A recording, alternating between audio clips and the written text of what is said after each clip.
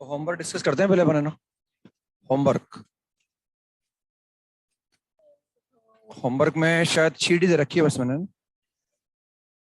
Hello, hello, hello. तो पहले sequence की शीट डिस्कस करते हैं ना।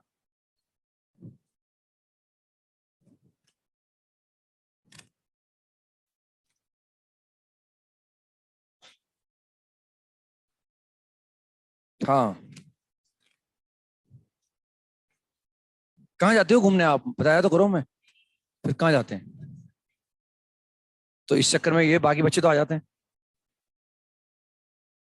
मतलब पहले वॉशरूम नहीं जा सकते?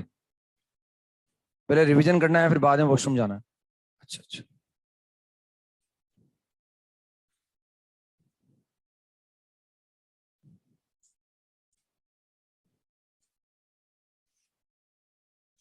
तो शीट करनी है ना डिस्कस।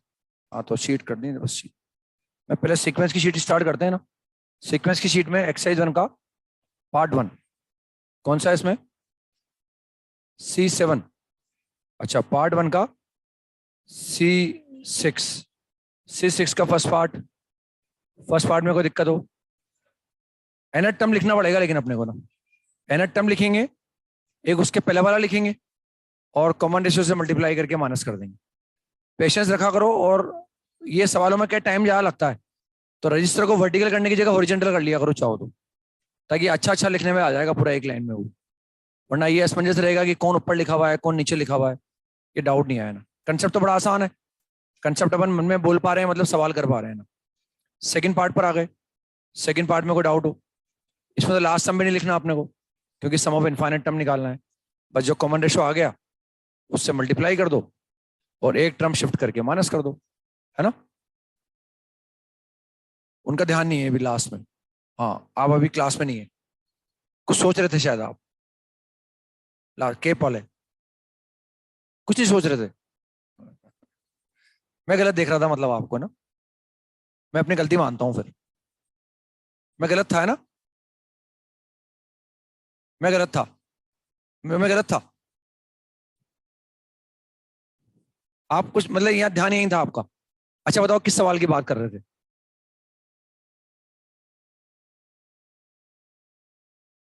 देखो आप, मतलब मुझे गलत प्रूव कर दिया इन्होंने। अपने आप को बचाने के लिए दूसरे को मार दो।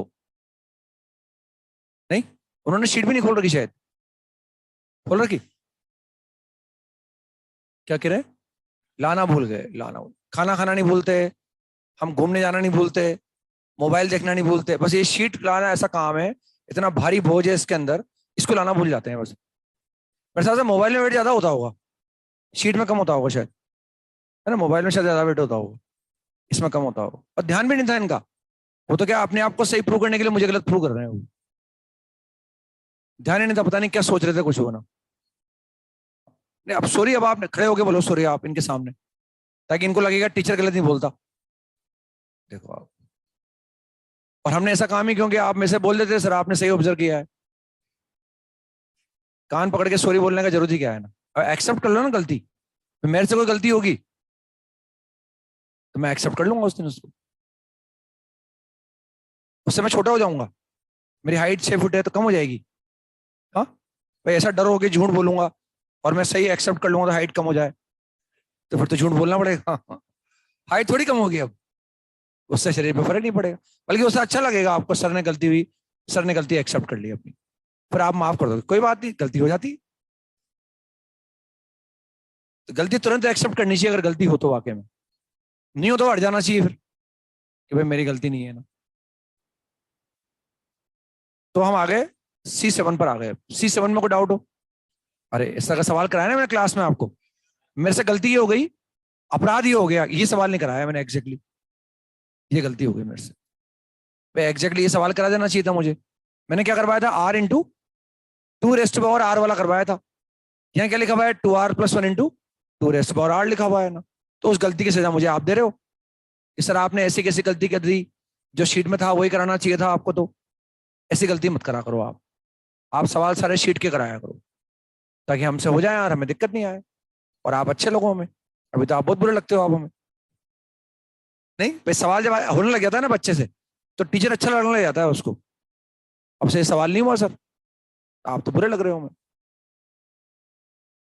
इससे में सवाल कराया ना मैंने आपको, थोड़ा डिफरेंस यहाँ भी एजीबी बनेगी। देखो आप, पहले मैंने सवाल कराया, इसलिए अपने क्लास नोट्स भी देखा करो, इसलिए क्लास नोट्स भी देखो। सर ने सवाल दिया है तो इसका मतलब ये हो सकता है, सर ने सवाल इसलिए दिया है अपने को। और मैं तो छांट के देके जाता हूँ, बल्कि वैरायटी आपके एक्सरसाइज 1 में भी कर लो, एक्सरसाइज 2 में भी कर लो। इसलिए उस वक्त सवाल करने की संभावना ज्यादा है अपने पास, है ना। इन कंपेरिजन के अपन एक साथ एक्सरसाइज 2 डिस्कस करेंगे, या एक्सरसाइज 2 का पार्ट 1 डिस्कस करेंगे, दिक्कत लगेगी, आपका इंटरेस्ट भी खत्म हो जाएगा सब्जेक्ट के अंदर, है ना। इंटरेस्ट बनाए रखने के लिए रहेगा जरूरी है ना। तो उसमें सिग्मा लगा दो आप। अच्छा कितने बच्चों ने कर लिया बताओ ये? 2r+1 × 2⁻²R, पर उसमें सिग्मा लगाना है अपने को, और वो सीरीज बन जाएगी। लास्ट सम अपने आप आ जाएगा हमारे पास। ये हमने मान लिया एस, सम एस के बराबर है। बताने में कोई दिक्कत नहीं, ऐसा नहीं कि बताने में घिस जाते हैं हम। ये सिग्मा r बराबर 1 से लेकर n, ऐसे लिखा हुआ है वो, 2r+1 × 2⁻²R, ये तो लिखा हुआ है ना। हमें उस जो जिस सीरीज का जनरल टर्म है उसके हमें एन टर्म का सम निकालना है। तो ये जनरल टर्म दिया हुआ है हमारे पास। हमें फर्स्ट टर्म कहां से निकालेंगे भाई? इसमें आर की जगह 1 रख देंगे। फर्स्ट टर्म कैसे निकालेंगे? आर की जगह 1 रख दो, तो कितना आ गया? 3 × 2⁻²1। अब सेकंड टर्म कैसे निकालें? आर की जगह 2 रख दो, 7 × 2 +1 है कि -1 है? 5 आ जाएगा, बिल्कुल 5 आ जाएगा। 5 × 2⁻² आ गया।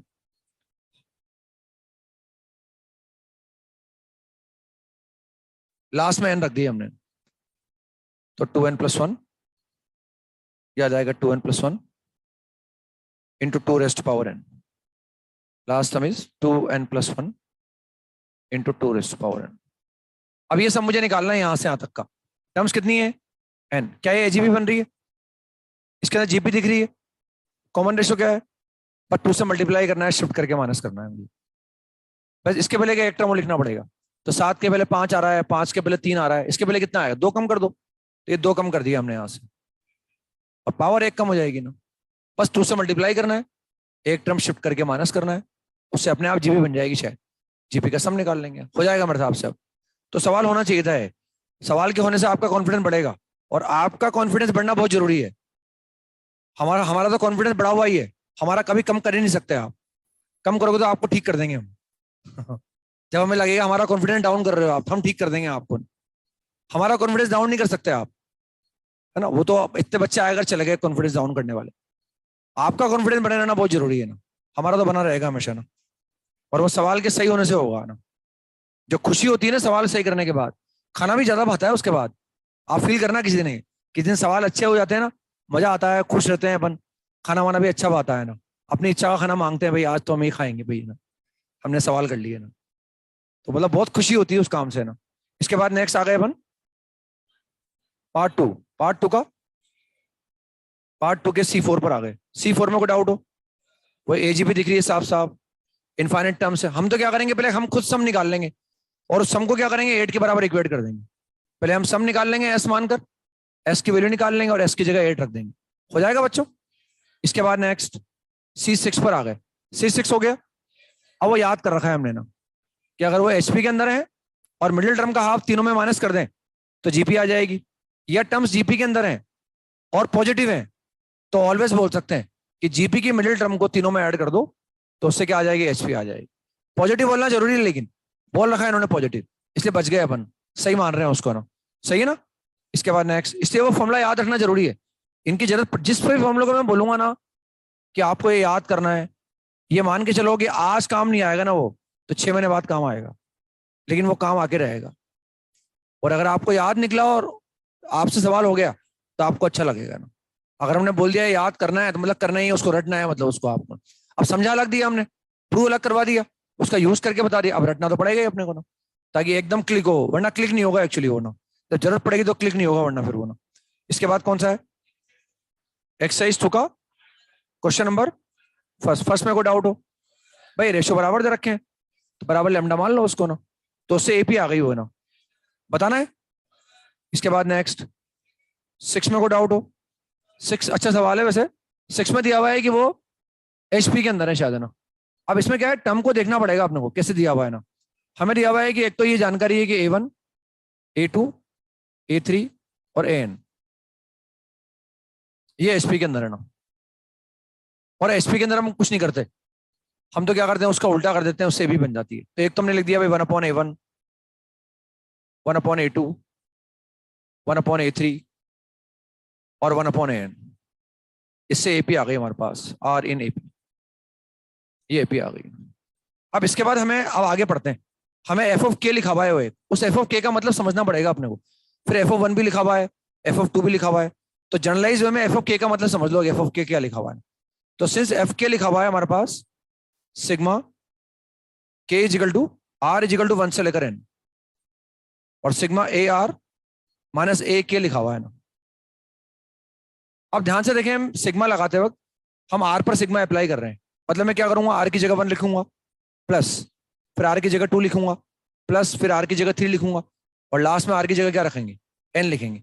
तो ध्यान से देखो, अगर मैं आर को 1 से लेकर एन तक लगातार लिखता रहूं, तो ये जो ए के है ना, ये कितनी बार आएगा, ये एन बार आएगा, क्योंकि A1 माइनस ए के आएगा, प्लस प्लस क्यों लगा रहा हूं, क्योंकि सिग्मा है। फिर आएगा A2 माइनस ए के आएगा, प्लस A3 माइनस ए के आएगा, और लास्ट में AN माइनस ए के आएगा। यानी ये ऐसे लिखा हुआ है, ध्यान से अगर हम देखें तो लिखा हुआ है सिग्मा A1 सिग्मा AR, यूं बोल सकते हैं चाहे तो सिग्मा AR, ये सिग्मा A1 भी बोल सकता हूं, कोई दिक्कत नहीं है, सिग्मा A1 भी बोल सकता हूं मैं इसको, माइनस एन टाइम्स ए के, ये ऐसा आ गया। सिग्मा A1 का मतलब क्या है, A1 plus A2 plus A3 plus AN हो गया, क्योंकि एन नंबर है ना हमारे पास। जैसे हम बोलते हैं सिग्मा अल्फा, अगर क्वाड्रेटिक की बात करते हैं तो सिग्मा अल्फा का मतलब क्या होता है, अल्फा प्लस बीटा। क्यूबिक की बात करते हैं तो alpha plus beta plus gamma, ऐसे ये A1 A2 A3 ये एन आ गया। अब ये एफ ऑफ के आया हमारे पास, एफ ऑफ के।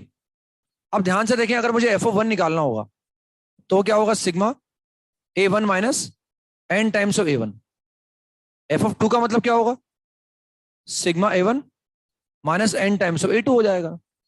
और Fn का मतलब क्या होगा, ये पहले इनका मीनिंग समझ लिया हमने ना, sigma A1 minus n times of AN हो जाएगा। क्लियर। अब हम देख रहे हैं, हमने यहां तक तो आ चुके भाई, एपी बना दी हमने।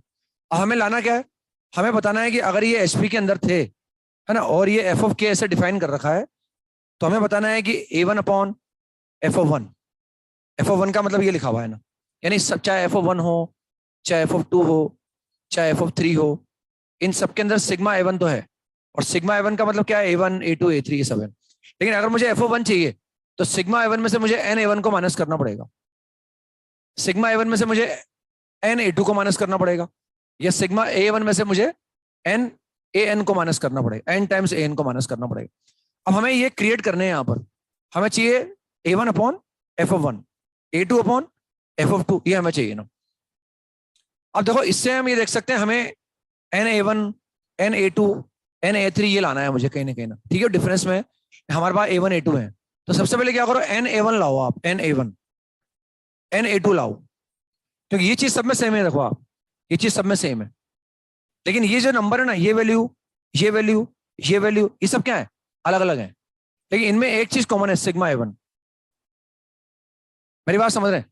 तो थोड़ा मुझे आइडिया लग रहा है कि मैं इन सबको सिग्मा A1 से मल्टीप्लाई कर दूं,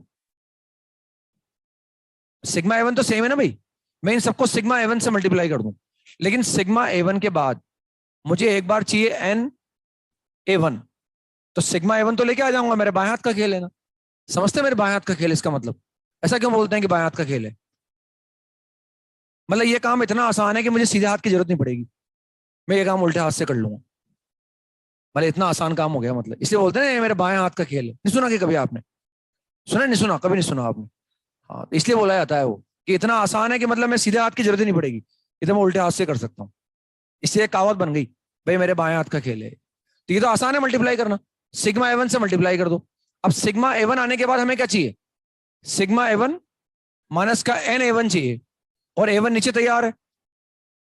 अगर मुझे सिग्मा A1 माइनस A1 चाहिए होता ना, माइनस A1, तब तो मैं सिग्मा A1 से मल्टीप्लाई करने के बाद -1 -1 -1 कर देता, लेकिन मुझे चाहिए sigma A1 minus N A1, तो मुझे नीचे क्या चाहिए, पहले N A1 N A2 N A3 ये मुझे चाहिए। तो पहले क्या करो, 1 अपॉन एन से मल्टीप्लाई कर दो, सबको 1 अपॉन एन से मल्टीप्लाई कर दो। नहीं आया समझ में, है ना। तो अब ये मैं रब कर रहा हूँ उसको ना, आपको दिखता, आप नोट भी करते रहा करो हाथों हाथ, मतलब पेन वाला चलता रहना चाहिए दोनों काम आपके। जितना काम अपन फास्ट करेंगे, नोट करने से क्या है, एक फायदा ये होता है, कंसंट्रेशन बना रहता है बोर्ड पर, सारा ध्यान बोर्ड पर रहता है। नोट करने की अगर इच्छा रहती है ना, तो सारा ध्यान बोर्ड पर रहता है, सर क्या बोल रहे हैं, बोर्ड पे क्या लिख रहे हैं, वो ध्यान रहता है। तो सबको पहले 1/n से मल्टीप्लाई कर दो, तो ये आ गया 1/a1, 1/na1, 1/na2, 1/na3। ये क्यों किया समझ में आ गया होगा आपको ना, ये ऐसा आ गया ना। अभी भी किसके अंदर है, एपी के अंदर है। अब इन सबको सिग्मा ए1 से मल्टीप्लाई कर दो, इन सबको सिग्मा ए1 से मल्टीप्लाई कर दो, तब भी किसमें रहेंगे, एपी के अंदर रहेंगे। इन सबको हमने सिग्मा ए1 से मल्टीप्लाई कर दिया, सबको सिग्मा ए1 से मल्टीप्लाई कर दिया हमने। अब क्या करो, -1 माइनस, ये एपी में है, ये भी एपी में हो गए, ये भी एपी के अंदर है, सब में क्या करो -1 करो, तब भी क्या रहेगा, एपी रहेगी, तब भी एपी रहेगी ना। तो sigma A1/na1 -1, sigma A2/na2 -1, sigma A1/na1 -1, ये भी एपी के अंदर है ना। अब ध्यान से देखो ये क्या लिखा हुआ है ऊपर, अगर मैं एलसीएम लूंगा तो ऊपर क्या लिखा हुआ है, FO1 नहीं लिखा हुआ। अगर मैं एलसीएम ले लूंगा तो नीचे कितना आएगा, Na1 आएगा, और ऊपर क्या बनेगा, FO1 ही तो बनेगा। यहाँ एलसीएम लूंगा तो नीचे बनेगा Na2, ऊपर क्या बनेगा, FO2। यहाँ एलसीएम लूंगा तो Na, ऊपर क्या बनेगा, FO1 बन जाएगा। तो ये कितना आ गया, ध्यान से देखो आप, ये ऐसा आ जाएगा हमारे पास,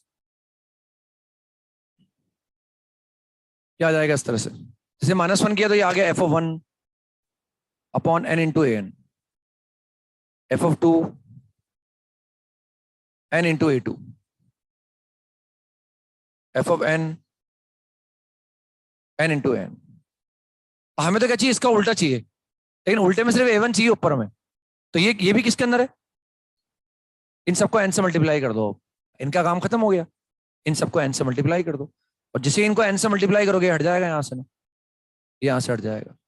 ये अभी भी किसके अंदर है, एपी के अंदर है, और इनका उल्टा किसमें आ गया, एचपी के अंदर आ गया ना। तो प्रूव हो गया कि वो एचपी के अंदर आ गया, ठीक है ना, ऐसा निकाल। हाँ किसके अंदर, मतलब जो एचपी इसके अंदर, इसके अंदर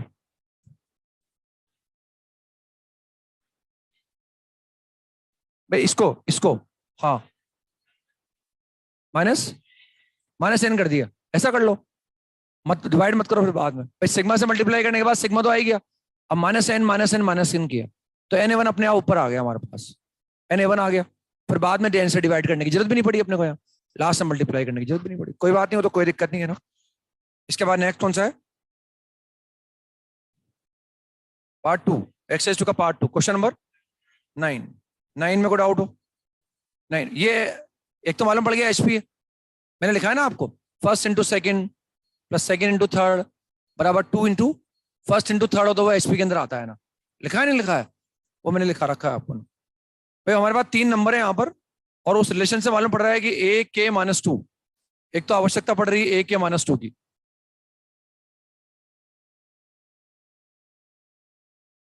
और हमें जो दिया हुआ है first into second plus second into third is equal to 2 into first into third, लिखा हुआ है सर। और जब ऐसा होता है तो क्या होते हैं, एचपी के अंदर होते हैं ना। अब अगर मैं यहाँ के को रखता जाऊंगा, के कम से कम 3 दे रखा है, तो अगर मैं के को 3 भी रखूंगा तो A1 A2 A3, फिर के को 4 रख दो तो A2 A3 ये सब किस में आ जाएंगे, एचपी के अंदर आ जाएंगे, यानी A1 A2 A3 A4 ये सब एचपी के अंदर।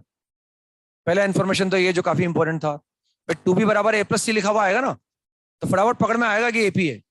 B² बराबर AC लिखा हुआ आएगा तो फटाफट पकड़ में आएगा कि जीपी है। लेकिन अगर ऐसे लिखा हुआ है तो ये भी पकड़ में आना चाहिए ना, first into second, second into third बराबर 2 फर्स्ट इंटू थर्ड, तो मतलब वो एचपी के अंदर है ना। मैंने लिखवाया भी था, आपको ध्यान आ रहा हो तो ना, तो ये एचपी के अंदर आ गए, ये सब एचपी के अंदर है। और अगर ये सब एचपी के अंदर है तो 1/A1 1/A2 1/A3 ये सब किसके अंदर आ गए, एपी के अंदर आ गए, आर इन एपी। ये तो मालूम पड़ गया भाई एपी के अंदर। अब करना क्या है, सवाल पढ़ते हैं ना, तो उसमें दे रखा है जो भी हमारे पास ये एचपी है, यानी A1 बराबर 1 दे रखा है, मतलब इस एपी का फर्स्ट सम क्या हो गया, 1 हो गया। भाई ये तो एचपी थी, एचपी का भी फर्स्ट सम 1 हो गया और एपी का भी फर्स्ट सम 1 हो गया। अब हम एचपी में कुछ करते ही नहीं है, हम तो क्या करते हैं जो भी निकालना होता है एपी में निकाल लेते हैं ना। अब हमें दो बातें पूछी गई है ना, एक तो पूछा गया है कि भाई कि हमें निकालना है 1/A2016, हमें ये निकालना है ना। ये एपी का कौन सा टर्म है, सेकंड है। ये एपी का कौन सा टर्म है, हमें ये निकालना है 1/A2016, यानी हमें इस एपी का 2016 नंबर का टर्म निकालना है। उसके लिए क्या क्या चाहिए, फर्स्ट टर्म। क्या इस एपी का फर्स्ट टर्म आपके पास है, एक चाहिए टर्म का नंबर, ये टर्म का नंबर भी हमारे पास है, और क्या चाहिए, कॉमन डिफरेंस। वो कॉमन डिफरेंस हमारे पास नहीं है। अब उस कॉमन डिफरेंस की वैल्यू अगर पता होती तो ये सवाल बड़ा आसान हो जाता। सवाल को कॉम्प्लिकेटेड कर दिया उन्होंने वो कॉमन डिफरेंस निकालने के लिए सवाल में एक जानकारी दी है मैं कि वो जो रेशो है that is independent of P, ये बोल रखा है ना। तो उस बात का यूज करके मैं इस एपी का कॉमन डिफरेंस निकाल लूंगा ना। यानी मैंने सवाल जनरेट कर लिया, रिक्वायरमेंट को जनरेट कर लिया कि ये निकालने के लिए मुझे सिर्फ कॉमन डिफरेंस की आवश्यकता है, और कॉमन डिफरेंस निकालने के लिए मैंने सवाल पढ़ा और उसमें जो एक इन्फॉर्मेशन नजर आई कि वो रेशो इंडिपेंडेंट ऑफ पी है, कहीं ना कहीं उसका यूज करके मैं अब कॉमन डिफरेंस निकालूंगा और उसको रख दूंगा ना। ये सवाल जेई में भी आया हुआ है, अपनी शीट में था पहले से सवाल ये, और जेई में भी आया हुआ है, लेकिन जेई उधर मिलेगा नहीं आपको क्योंकि वो 10 साल के पहले आया हुआ तो हट गया हुआ ना। तो ये सेम सवाल था, इससे उस सवाल को शीट में नहीं दिखा रखा हमने। उसमें एपी वर्ड यूज किया था उन्होंने, या हमने एचपी यूज कर रखा है, उन्होंने एपी यूज कर रखा था। अब वो रेशो इंडिपेंडेंट है पी का, ये कैसे यूज करेंगे देखो आप। तो हमें बोल रखा है कि एसपी, एसपी डिफाइन भी कर रखा है उन्होंने।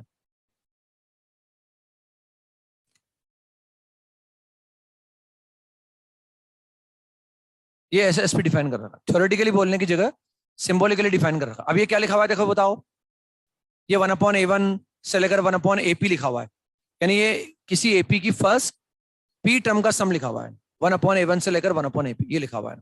और अगर ये एपी की फर्स्ट पी टर्म का सम है तो हम चाह रहे हैं ये रेशो पी पे डिपेंड नहीं करना चाहिए। ये किस बात के काम आएगा, ये कॉमन डिफरेंस निकालने के हमारे काम आएगा। हमें कॉमन डिफरेंस को इस तरह सेलेक्ट करना है कि ये रेशो पी पे डिपेंड नहीं करे। अब ये अगर एसपी है तो ये एस2पी का मतलब क्या हो गया, इस एपी की फर्स्ट 2p टर्म का सम। तो लिख सकते हैं इसको number of terms upon 2 into first term, number of terms -1 into common difference. S P को लिख दिया हमने p/2, 2 into first term, number of terms -1 into common difference. हमें दिया हुआ है ये रेशो डी पर डिपेंड नहीं करना चाहिए, तो डी आपको इस तरह से कैलकुलेट करना है कि डी की जगह मैं कुछ भी रखूं, ये रेशो डी पर डिपेंड नहीं करना चाहिए। यानी डी को चेंज करने से इस रेशो की वैल्यू चेंज नहीं होनी चाहिए। डी आपको ऐसे निकालना है ना, सही लिखा है ना मैंने, क्या डी डी चेंज करने पर इंडिपेंडेंट ऑफ क्या लिखा है, पी लिखा है ज्यादा ना, अच्छा इंडिपेंडेंट पी लिखा हुआ। डी को चेंज करने से ये रेशो पी पे डिपेंड नहीं करना चाहिए। इन डी की वैल्यू मुझे ऐसी रखनी है कि डी को रखने के बाद ये रेशो पी पे डिपेंड नहीं करे, मतलब पी पे डिपेंड नहीं करे ना। तो हम चाहते हैं भाई इंडिपेंडेंट ऑफ पी आ जाए, तो p/2 से p/2 को काट दिया। पढ़ी a1 बराबर 1 है तो 2 की जगह 2 लिखा हुआ है, और a1 की जगह तो 2 और प्लस क्या लिखा हुआ है 2p - 1 इंटू डी। नीचे क्या लिखा हुआ है 2 + p - 1 इंटू डी।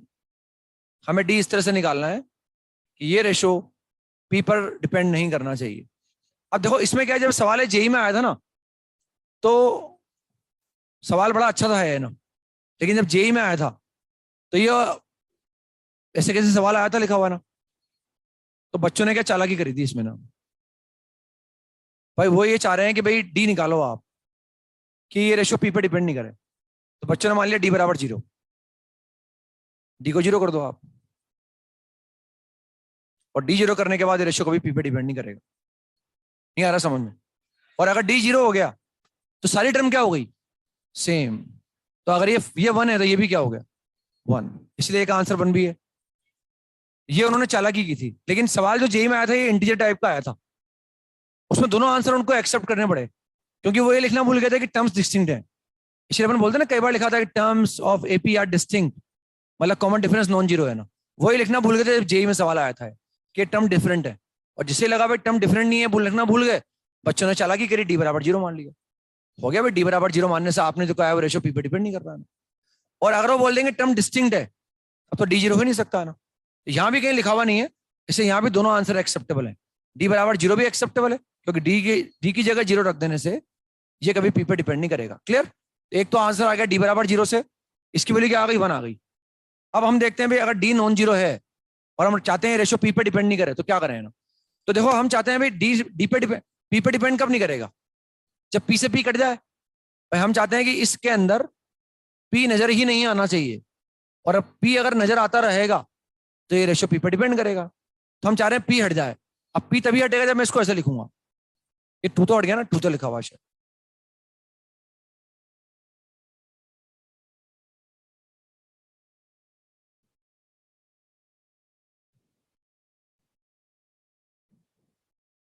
अब पी पे डिपेंड कब नहीं करेगा, ये तब नहीं करेगा जब इस पी से ये पी कट जाए।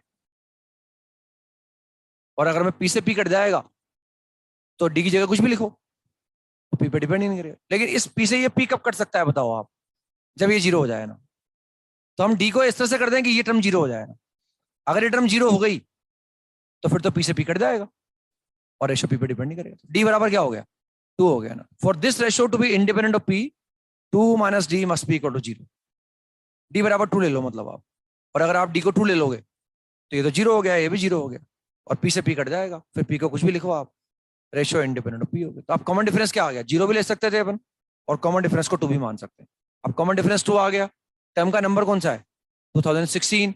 फर्स्ट टर्म क्या है, 1। अब तो कर लेंगे आप है ना, first term plus 2015 into D हो जाएगा मेरे साहब। तो बस यहाँ से निकालें। इसके बाद कौन सा है, अच्छा सवाल है, स्टार लगा के रखना चाहिए इस पर अपने को ना। जो भी अच्छे सवाल आए ना उन पे स्टार लगा के रखो, ताकि जब भी रिवीजन करने का मौका मिले उन सवालों पे ज्यादा फोकस कर पाए अपन ने।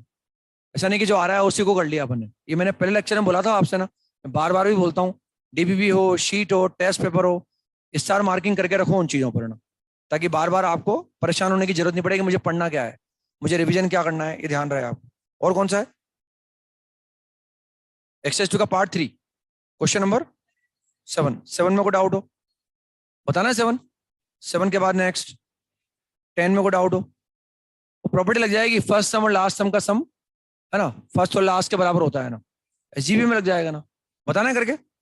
और कौन सा है, 12 में कोई डाउट हो, साफ साफ जीबी दिख रही है, और 1/13 से मल्टीप्लाई करो, शिफ्ट करके माइनस कर दो, तो उससे अपने आप क्या बन जाएगी, जीबी बन जाएगी, और जीपी का सम निकाल लेंगे इनफाइनाइट टर्म का। और कौन सा है, एचएलपी के अंदर है ना, एचएलपी के अंदर देखो आप क्वेश्चन नंबर थर्ड हो गया। क्वेश्चन नंबर थर्ड में ये मैनिपुलेशन करनी पड़ेगी अपने को ना, तो फर्स्ट और लास्ट को साथ साथ लो उसमें ना, ताकि फर्स्ट और लास्ट को साथ साथ लेने में दिक्कत नहीं आएगी ना। तो फर्स्ट वाले और लास्ट वाले को साथ लिया मैंने ना, क्या आ जाएगा x-1, क्या आ जाएगा x-4, और बाकी दोनों में 4 का कोफिशिएंट आ रहा है, तो 4 कॉमन ले लो आप, 1/x-3 और -1/x-2 आ जाएगा, वो आगे लेस देन 1/30, ये ऐसा आ जाएगा ये, ठीक है ना, ताकि वो 4 का फैक्टर भी अच्छा आ गया, कॉमन आ गया है ना। अब इसमें देखो एलसीएम लो आप, एलसीएम लेने से ऊपर क्या बचेगा, -3, और ये आ जाएगा x² -5x+4, फिर +4 तो बाहर लिखा हुआ है, -10 लूंगा तो कितना आ जाएगा, 1/, ये आ जाएगा x² -5x+6, और लिखा हुआ है लेस देन 1/30। अब देखो ये हमने क्या एक साथ एलसीएम नहीं लिया, एक साथ अगर एलसीएम लेते तो 4 मल्टीप्लिकेशन में आते हैं ना, और वो 3 ऊपर आते हैं, फिर 3 ऊपर आते। हमने क्या अगर 2 को लिया एक साथ, 2 में भी क्या है 4 कॉमन आ रहा था, तो इन दोनों को एक साथ ले लिया, इन दोनों को एक साथ ले लिया। अब ध्यान से देखो, इसको हम टी मान सकते हैं ना, ये तो इसको टी मान लो, चाहो तो पूरे को टी मान लो, ताकि सवाल करना और आसान हो जाएगा। तो शायद तो पूरे को भी मान सकते हैं हम, x² -5x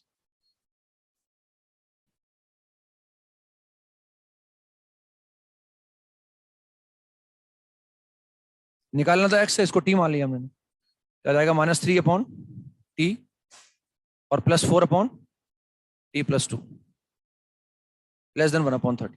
अब हो जाएगा मेरे हिसाब से। अब इसको सोल्व कर लेंगे एलसीएम वगैरह लेके, फैक्टर वगैरह कर लेंगे जो भी हो रहे होंगे, वहां से टी आएगा, और जो टी का इंटरवल आएगा उसमें टी की जगह ही रख देंगे, उससे फिर एक्स का इनइक्वालिटी बन जाएगी। कर लेंगे अब आप है ना। इसके बाद नेक्स्ट कौन सा है, 5 में को डाउट हो, 5 हो गया। 5 में तो मैनिपुलेशन है, देखो आपने कोई दिमाग लगाना नहीं है, बस आंसर लाके दिखाना है अपने को ना। तो उसमें दिखा सकते हैं, उसको वो लिखा हुआ है ना हमारे पास, वीएन दे रखा है, न्यूटन का फॉर्मूला नहीं लग रहा, लेकिन यहाँ पर हमें अपना दिमाग लगाना पड़ेगा मतलब है ना। तो वो हमें एक दे रखा है कि अल्फा उसका रूट है, तो अल्फा स्क्वायर प्लस अल्फा बराबर 1 दे रखा है अपने को। इसे बीटा के बारे में लिख दो आप है ना।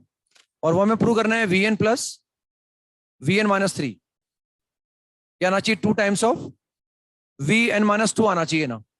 और अगर ये आ जाएगा तो उसके बाद तो V7 निकाल लेंगे फिर अपन। एक बार अगर ये प्रूव कर दिया हमने तो उसके बाद तो V7 फिर निकाल लेंगे। ये n बराबर 7 रख देंगे, 7 के बाद 4 आएगा तो n बराबर 4 रख देंगे, है ना, वो तो निकाल लेंगे अपन। तो ये प्रूव करने के लिए हमने यहां से स्टार्ट किया सिंस LHS। तो Vn प्लस Vn-3 को देखो ध्यान से आप। Vn कितना आ रहा है, alpha raised to power n plus beta raised to power n, और ये आ जाएगा alpha raised to power n-3 plus beta raised to power n-3। अब देखो मुझे ये पता है कि लाना क्या है, ये एडवांटेज है मेरे साथ, हमें लाना ये है ना। और ध्यान से देखें ये क्या लिखा हुआ है, ये लिखा हुआ है 2 times of alpha raised to power n-2 plus beta raised to power n-2। ये मुझे लाना है ना, ठीक है ना। तो हमें ये लाने के लिए हम ध्यान से देखें, यहां से हमने कॉमन ले लिया, और जब कॉमन लेते हैं तो छोटी पावर को कॉमन लेते हैं। जैसे x प्लस एक्स स्क्वायर लिखा हुआ हो तो कॉमन क्या लेते हैं अपन, x। कॉमन तो एक्स स्क्वायर भी ले सकते हैं, लेकिन जनरल रूप भाई एक्स स्क्वायर लोगों तो डिनोमिनेटर में आएगा, डिनोमिनेटर में लिखने में टाइम लगता है, इसे छोटी पावर को कॉमन लिया जाता है ना। यहां से कॉमन ले लिया हमने alpha raised to power n-3,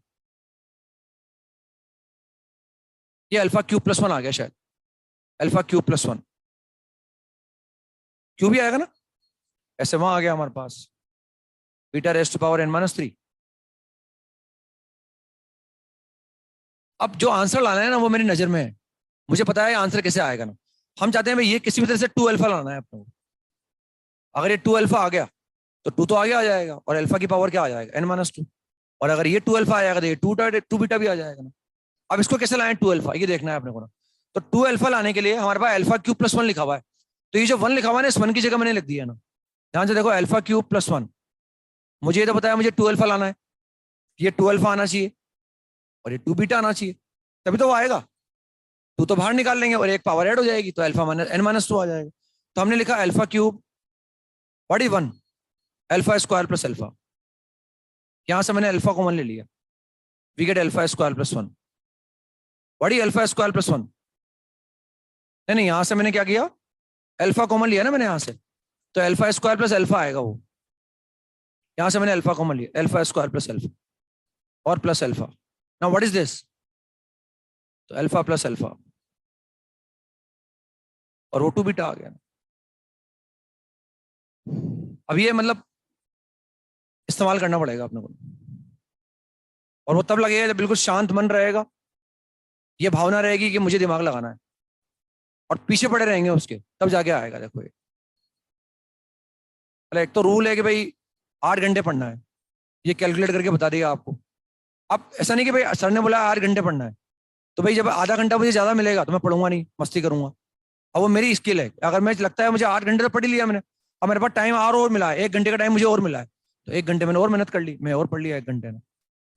वो खुद की अपनी लगन होती है ना, और वो तभी आगे अपन आगे बढ़ पाते हैं। दूसरों से ज्यादा मेहनत करेंगे तभी आगे बढ़ेंगे अपने। क्लियर हो गया, हाँ बोलो। अरे इससे आसान तो मेरे हिसाब से क्या होगा यार, बताओ फिर भी आप बोलो, क्या करें। इसको लिख लिया ना, ये लिख लिया।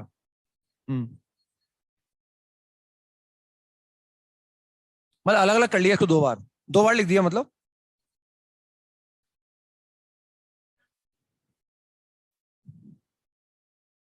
ये लिखा हुआ है, यहां से स्टार्ट कर रहे हैं।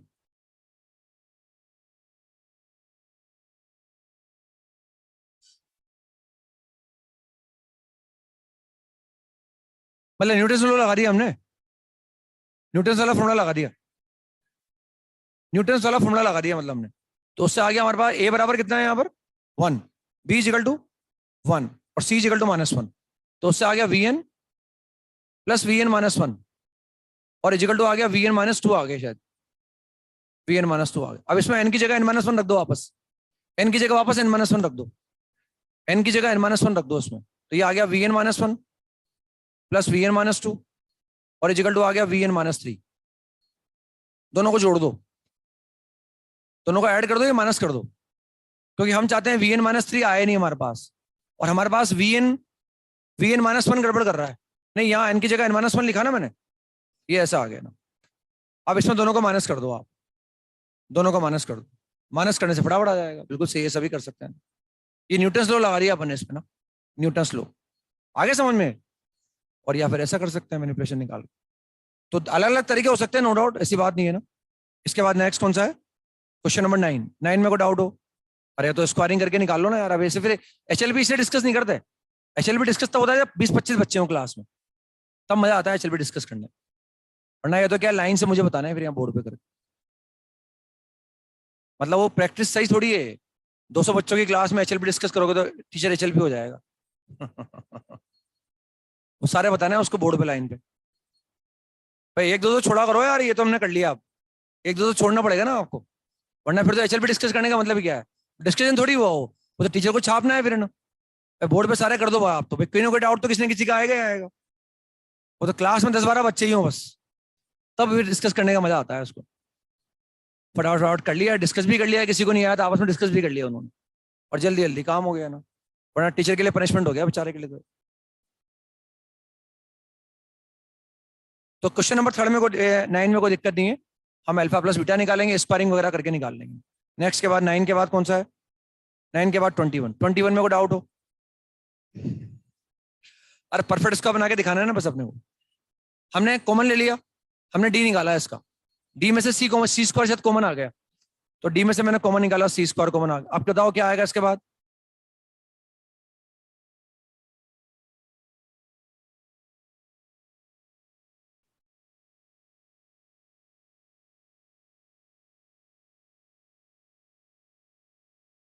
उसके बाद ये आ गया शायद,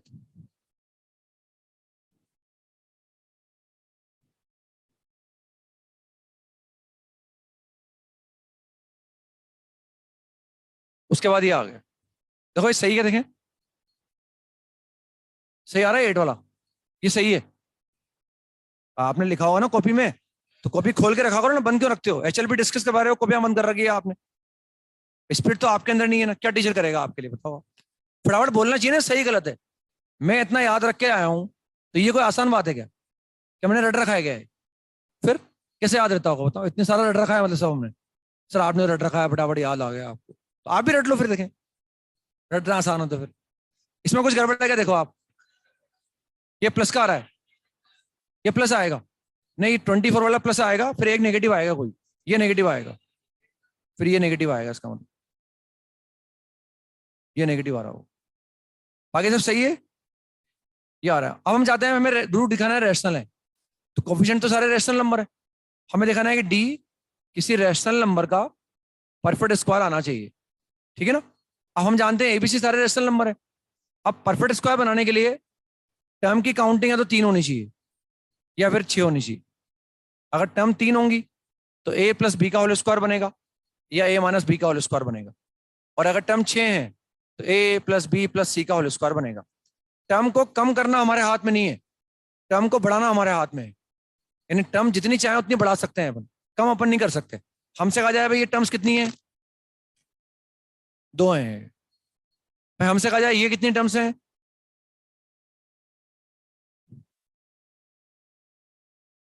ये तो एक ही है। भाई इसको लिख सकते हैं ना, इसको तो हम 2 की जगह 1 बना सकते हैं, इसको 2x लिख सकते हैं इसको, लेकिन ये तो टर्म कितनी है, ये 2 ही है। इनको मैं 3 बना सकता हूँ, बढ़ाना मेरे हाथ में, कम करना मेरे हाथ में नहीं है ना। इनको मैं 2 की जगह 1 नहीं बोल सकता, हाँ यहाँ 2 की जगह मैं 1 बोल सकता हूँ, लेकिन इसको मैं कम नहीं कर सकता। बढ़ा तो सकता हूँ इसको भी, कैसे बढ़ाऊंगा, y/2 कर दो, x/2 कर दो, तो 3 भी आ जाएंगी, 4 भी आ जाएंगी, 8 भी आ जाएंगी, 10 भी आ जाएंगी, 100 भी आ जाएंगी। तो कम करना हमारे हाथ में नहीं है, बढ़ाना हमारे हाथ में। हम चाहते हैं भाई टर्म कितनी है, 5, 6 करना है मुझे ना। अब वो 6 टर्म करने के बाद मुझे 3 नंबर उसमें परफेक्ट स्क्वायर चाहिए, ताकि एक A स्क्वायर होगा, एक B स्क्वायर होगा और एक C स्क्वायर। परफेक्ट स्क्वायर भी किसका, किसी रैशनल नंबर का, वरना वैसे तो हर नंबर परफेक्ट स्क्वायर है, जैसे 2 है ये भी क्या है, परफेक्ट स्क्वायर ही है, √2 का स्क्वायर है, लेकिन हम चाहते हैं रैशनल नंबर का परफेक्ट स्क्वायर आए। तो बेसिकली ये परफेक्ट स्क्वायर है, एक तो ये काम आ जाएगा, ये परफेक्ट स्क्वायर है, और एक ये परफेक्ट स्क्वायर तो नहीं है लेकिन बन सकता है। अब यहाँ 2 पॉसिबिलिटी हैं, तो इसको ब्रेक करो, 9a² b² plus a² b² या 16a² b² minus 6a² b²। अब या तो किसी एक तरह से करके देख लो, काम चल जाएगा तो आंसर आ गया, नहीं चला तो दूसरा जो माइंड मारा है उससे आंसर आ जाएगा। तो हम देख सकते हैं इसको ऐसे ब्रेक करना पड़ेगा हमें, 16a² b² माइनस का 6a² b², इससे आएगा हमारे। अब इसमें एक तो परफेक्ट स्क्वायर ही हो गया, एक ये हो जाएगा और एक ये हो जाएगा। अब अगर ये 3 परफेक्ट स्क्वायर मेरे पास है तो ध्यान से देखो, c² तो बाहर लिखा हुआ है, c² बाहर लिखा हुआ, ये बनेगा 3a² का होल स्क्वायर, ये a² बन जाएगा, ये बनेगा b² का स्क्वायर और ये बनेगा 4ab। लगा दो आप तो स्क्वायर। अब इसका स्क्वायर किया तो ये आ गया, इसका स्क्वायर किया ये आ गया, इसका स्क्वायर किया ये आ गया। अब 2ab, what is 2ab? 6a² b²। Positive कि नेगेटिव? नेगेटिव, तो माइनस साइन लगा दो यहाँ, आ गया वो भी। अब 2bc, 2bc से क्या आएगा? 8ab³ आएगा, ab³। नेगेटिव चाहिए पॉजिटिव चाहिए? नेगेटिव, पॉजिटिव लगा दो। अब अच्छा 2ca, व्हाट इज 2ca? 24, ये आ गया, ये भी आ गया, बस इसको से लिख दिया ना, c into 3a² minus b² plus 4ab का होल स्क्वायर। अब एबीसी सब क्या है? रैशनल नंबर है, ये भी रैशनल नंबर है, प्रूव हो गया कि रैशनल नंबर का परफेक्ट स्क्वायर आ गया। आगे समझ में? ऐसा बना लिया ना। बहुत टाइम पेशेंस लगता है, पेशेंस बहुत ज्यादा चाहिए एक्चुअली सवाल करने में। मैथमेटिक्स में पेशेंस बहुत चाहिए, और मैथमेटिक्स में एक विशेषता है, अगर वो सीखना है ना तो उसके पीछे पढ़ना ही पड़ेगा आपको। और जब भी कोई कमजोरी नजर आए, ये मेरा पढ़ा हुआ था और ये मैं भूल गया, तुरंत उसको देखो आप, एक सवाल कम कर लो भले होमवर्क का, लेकिन जहां कमी महसूस हुई है ना उसको दोबारा लौट के जरूर जाओ वहां और उसको याद रखने की कोशिश करो कुछ दिन तक। ये एकमात्र तरीका है मैथमेटिक्स इंप्रूवमेंट करने का। सवाल करते रहेंगे उससे मैथमेटिक्स इंप्रूव नहीं होगी ना। जहां कमी महसूस हो उसको देखो दोबारा पलट के और उसको इंप्रूव करने की कोशिश करो, this is the only way. और कौन सा इसके बाद? 28 में कोई डाउट हो गया मेरे हिसाब से, फैक्टर वगैरह कर दी, आगे चलते हैं मैंने। तो हम सीक्वेंस पर आ गए थे, कोई सवाल दिया था क्या करने के लिए? मैंने नहीं दिया था शायद, सवाल दिया था, कौन सा था?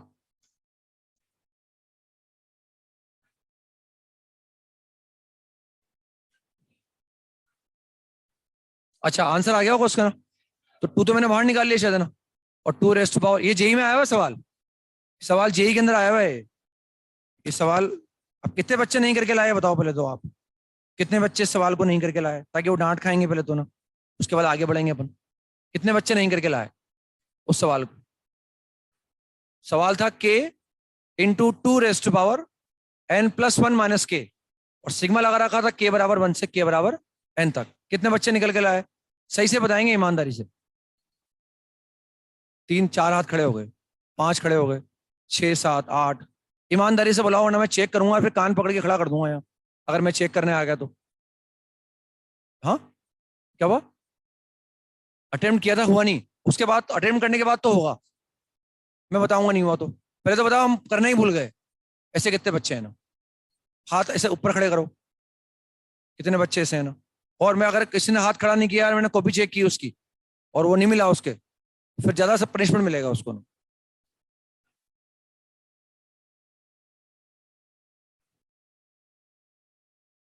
तो मैथ्स की क्लास तो कल थी, आज तो एक टाइम और मिल गया आपको, ये क्या एक्सक्यूज हुआ? हाँ कर लिए घर पे, तो मतलब अभी कैसे आए फिर आप मैथ्स की क्लास के लिए? क्या ग्रुप में मैसेज नहीं आया?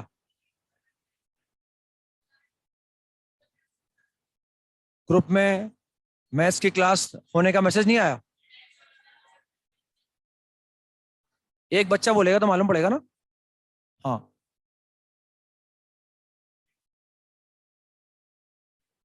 तो 2 बजे भी मैसेज आया तो क्लास के पहले मैसेज आना चाहिए ना, तो 2 बजे आ गए थे मतलब आप यहाँ, और वाह 1 घंटे पहले आ जाते हो मतलब आप, इतना रूम खाली है, फिर 1 घंटे पहले क्यों आते हो? भाई 1 घंटे पहले तो वो बच्चा आता है इसको सीट रोकने की दिक्कत आती है बेचारे को। आपको सीट रोकने की दिक्कत क्या है? मान लो अगर यहाँ बैठने की जगह नहीं मिल रही, वहां बैठ जाओ आप, वहां से बोर्ड नहीं दिखता क्या? क्या वहां से नहीं दिखता बोर्ड? बोर्ड सब जगह से दिखता है। 1 घंटे पहले आ जाते हो, फिर यहाँ घूमते रहते होंगे, क्या करते हो फिर यहाँ? तो एक घर पे पढ़ लिया करो 1 घंटे।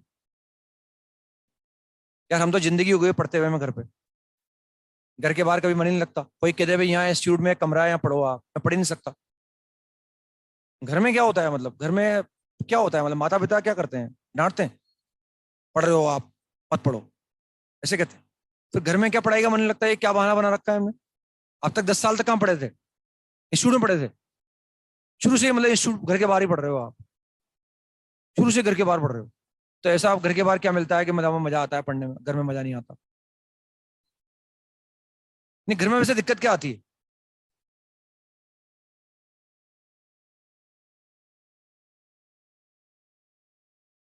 अच्छा, मतलब माहौल नहीं बनता, मतलब माहौल कैसे बनता है, मतलब पढ़ने का माहौल मतलब किसे बनाते हैं। मतलब ये लॉजिक समझ में नहीं आता मेरे को कि घर में पढ़ने में मजा नहीं आता, बाहर पढ़ने में मन लगता है ना। मतलब ये है कि डर रहना चाहिए, मतलब बाहर क्यों रहना चाहिए, क्या हुआ। अरे आंसर का मैं क्या करूंगा यार, तरीके का भी मैं क्या करूंगा। मुझे तो ये है कि भाई आप कर रहा है क्या आपने ना, बस ये मुझे है ना, ये चाहिए। और अपनी बहस इस बात पे चल रही थी कि घर में मजा नहीं आता, घर में पढ़ना ही नहीं होती, बल्कि घर में वो अच्छा रहता है। बेचारे पेरेंट्स से बोल दो कि भाई मुझे पानी चाहिए, हर आधे घंटे में मुझे पानी ला के देना, मुझे शेक करने आना, है ना, मुझे हर आधे घंटे में कुछ खाने के लिए ला के देना, बेचारे तैयार रहते हैं वो एकदम। भाई आधा घंटा हो गया, भाई ये पढ़ रहा है, भाई ये पढ़ रहा है, एहसान कर रहा है हमारे ऊपर, लो भाई पानी पी ले, तू तू खाना भी खा ले। माता पिता तो इतना करते हैं बेचारे यार। बल्कि छोटे भाई बहन भी करते हैं, ऐसी बात थोड़ी है। छोटे भाई बहन को पता रहता है हमारा बड़ा भाई पढ़ रहा है, वो छोटे भाई बहन ही कोऑपरेट करते हैं बेचारे, किसी को शोर नहीं करने देते। घर में को आता है तो कहते हैं मेरा भाई पढ़ रहा है, आप ज्यादा बात मत करो। तो वो तो माहौल बनाने वाली बात होती है, अपना अपने कैसे माहौल बना रखा है ना। और हम ही छोटे भाई को डिस्टर्ब करते होंगे तो वो थोड़ी छोड़ेगा फिर हमें, वो छोड़ेगा क्या फिर हमें, सवाल ही नहीं हो तो। वो तो दुनिया पढ़ने देगा, वो नहीं पढ़ने दे फिर आपको ना। हमने ही माहौल ऐसा बना रखा हो तो बात अलग है, वरना घर का माहौल तो वो अच्छा होता है पढ़ने में, ऐसी बात थोड़ी है। मजा आता है बल्कि घर में पढ़ने में, सुविधा कितनी होती है घर में पढ़ने में ना। तो उसका आंसर आएगा हमारे पास। तो जिन बच्चों ने अटेम्प्ट नहीं किया उन्होंने क्यों अटेम्प्ट नहीं किया भाई, कॉपी नहीं देखी होगी खोल के, इसे माइंड में नहीं आया होगा। ये उसका एक ही रीजन हो सकता है, आपने घर जाके कॉपी नहीं देखी, तो होमवर्क क्या दिया हुआ है। और अगर ऐसा करते हैं तो बहुत गंदी बात करते हैं आपने। और क्लास कल थी हमारी, एक दिन और मिल गया था, बल्कि आपको याद रखना चाहिए था, जिन्होंने नहीं किया उनको करना चाहिए था घर जाके। आपको लगा भाई कल क्लास कैंसिल हो गई, तो आपको तुरंत घर जाके वो करके देखना चाहिए था, ताकि उससे हमारा नुकसान नहीं होता। ये निकालना है अपने। अब के को वेरी करने से क्या होगा, एन कभी वेरी नहीं होगा। के को वेरी करने से एन कभी वेरी नहीं होगा। इस सम को मैंने मान लिया एस, या मैंने पहले इसको आसान कर लेता हूँ, पहले मैं इसको आसान कर लेता हूँ। देखो के को वेरी करने से के की जगह मैं 1 लिखूं, 2 लिखूं, 3 लिखूं, यहाँ चेंज आएगा और यहाँ चेंज आएगा, यहाँ चेंज नहीं आएगा। तो इसको अपन आसान कर लेते हैं, इसको लिखते हैं के into 2 raised power n+1 into 2 raised power. Simple mathematics apply कर रहे हैं पहले अपन, मैंने ऐसे लिख लिया। इसको लिख सकता हूं मैं 2 raised power n+1, 2 raised power n+1, फिर k into k/2 rest power k। क्या लिख सकता हूं बच्चों से। अब हम क्या कर रहे हैं भाई, हम सिग्मा लगा रहे हैं ना, ये टर्म तो बार बार आएगा, सिग्मा लगेगा यहाँ। तो हम क्या करते हैं, ये सब ये लगा हुआ है सिग्मा k = 1 से लेकर n। मैंने इसको बाहर निकाल ली, क्या इसको बाहर निकाल सकता हूं मैं से, ये आ रहा है समझ में बाहर कैसे निकाल रहा हूं। तो इसको लिख दिया मैंने ऐसे 2 raised power n+1 sigma k = 1 से लेकर n k/2 rest power k। यहाँ आ गए अपन, ये लिख दिया मैंने। अब मैं क्या करूंगा, ये सम निकाल लूंगा, और जो भी सम आएगा उसको इससे मल्टीप्लाई कर दूंगा। अब इस सम को एज्यूम कर लिया हमने, इस सम को हमने एज्यूम कर लिया, let this some is S. इसको मान लिया हमने एस = सिग्मा k = 1 से लेकर n, और क्या लिखा हुआ है k/2 रेस्ट पावर k। अब हमें देखना पड़ेगा भाई ये एपी बन रही है या जीपी बन रही है या एजीबी बन रही है, या इसमें जीपी के साथ में ऐसी टर्म्स हैं जिनके डिफरेंस एपी में आ रहे हों, या डिफरेंस जीपी के अंदर आ रहे हों, है ना, या फिर डिफरेंस के डिफरेंस एपी में आ रहे हों, या डिफरेंस के डिफरेंस जीपी के अंदर आ रहे हों, ये हमें देखना पड़ेगा। 1/2 rest power 1, 2/2 rest power 2, 3/2 rest power 3, और लास्ट में कितना आ गया, n/2 रेस्ट पावर n। ये आ गया इक्वेशन नंबर 1। क्या ये एजीपी है, what is the common ratio, उससे मल्टीप्लाई करना है और शिफ्ट करके माइनस करना है। लास्ट टाइम मुझे पता है, तो मुझे उसके एक टर्म और लिखना है पहले वाला, n-1/2 रेस्ट पावर n-। बस 1/2 से मल्टीप्लाई करूंगा, इसको इसके नीचे लिखूंगा, इसको यहाँ लिखूंगा, इसको और माइनस कर दूंगा, ये सम निकाल लूंगा, और जो सम आएगा उसको 2 रेस्ट पावर n+1 से मल्टीप्लाई करना नहीं भूलूंगा ना, है ना, याद रहे, कर लेंगे अब तो कोई दिक्कत नहीं है ना। And answer will come out to be 2 × 2⁻⁴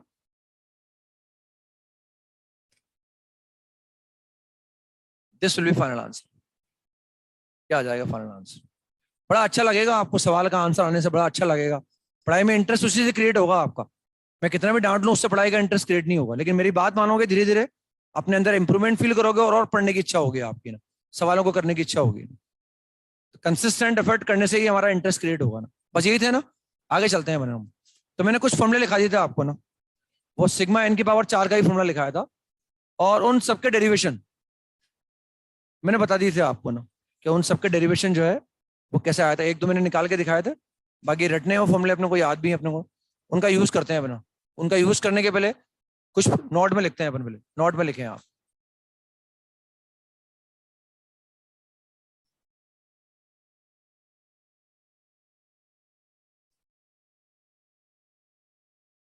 first लिखें सिग्मा r = 1 से लेकर n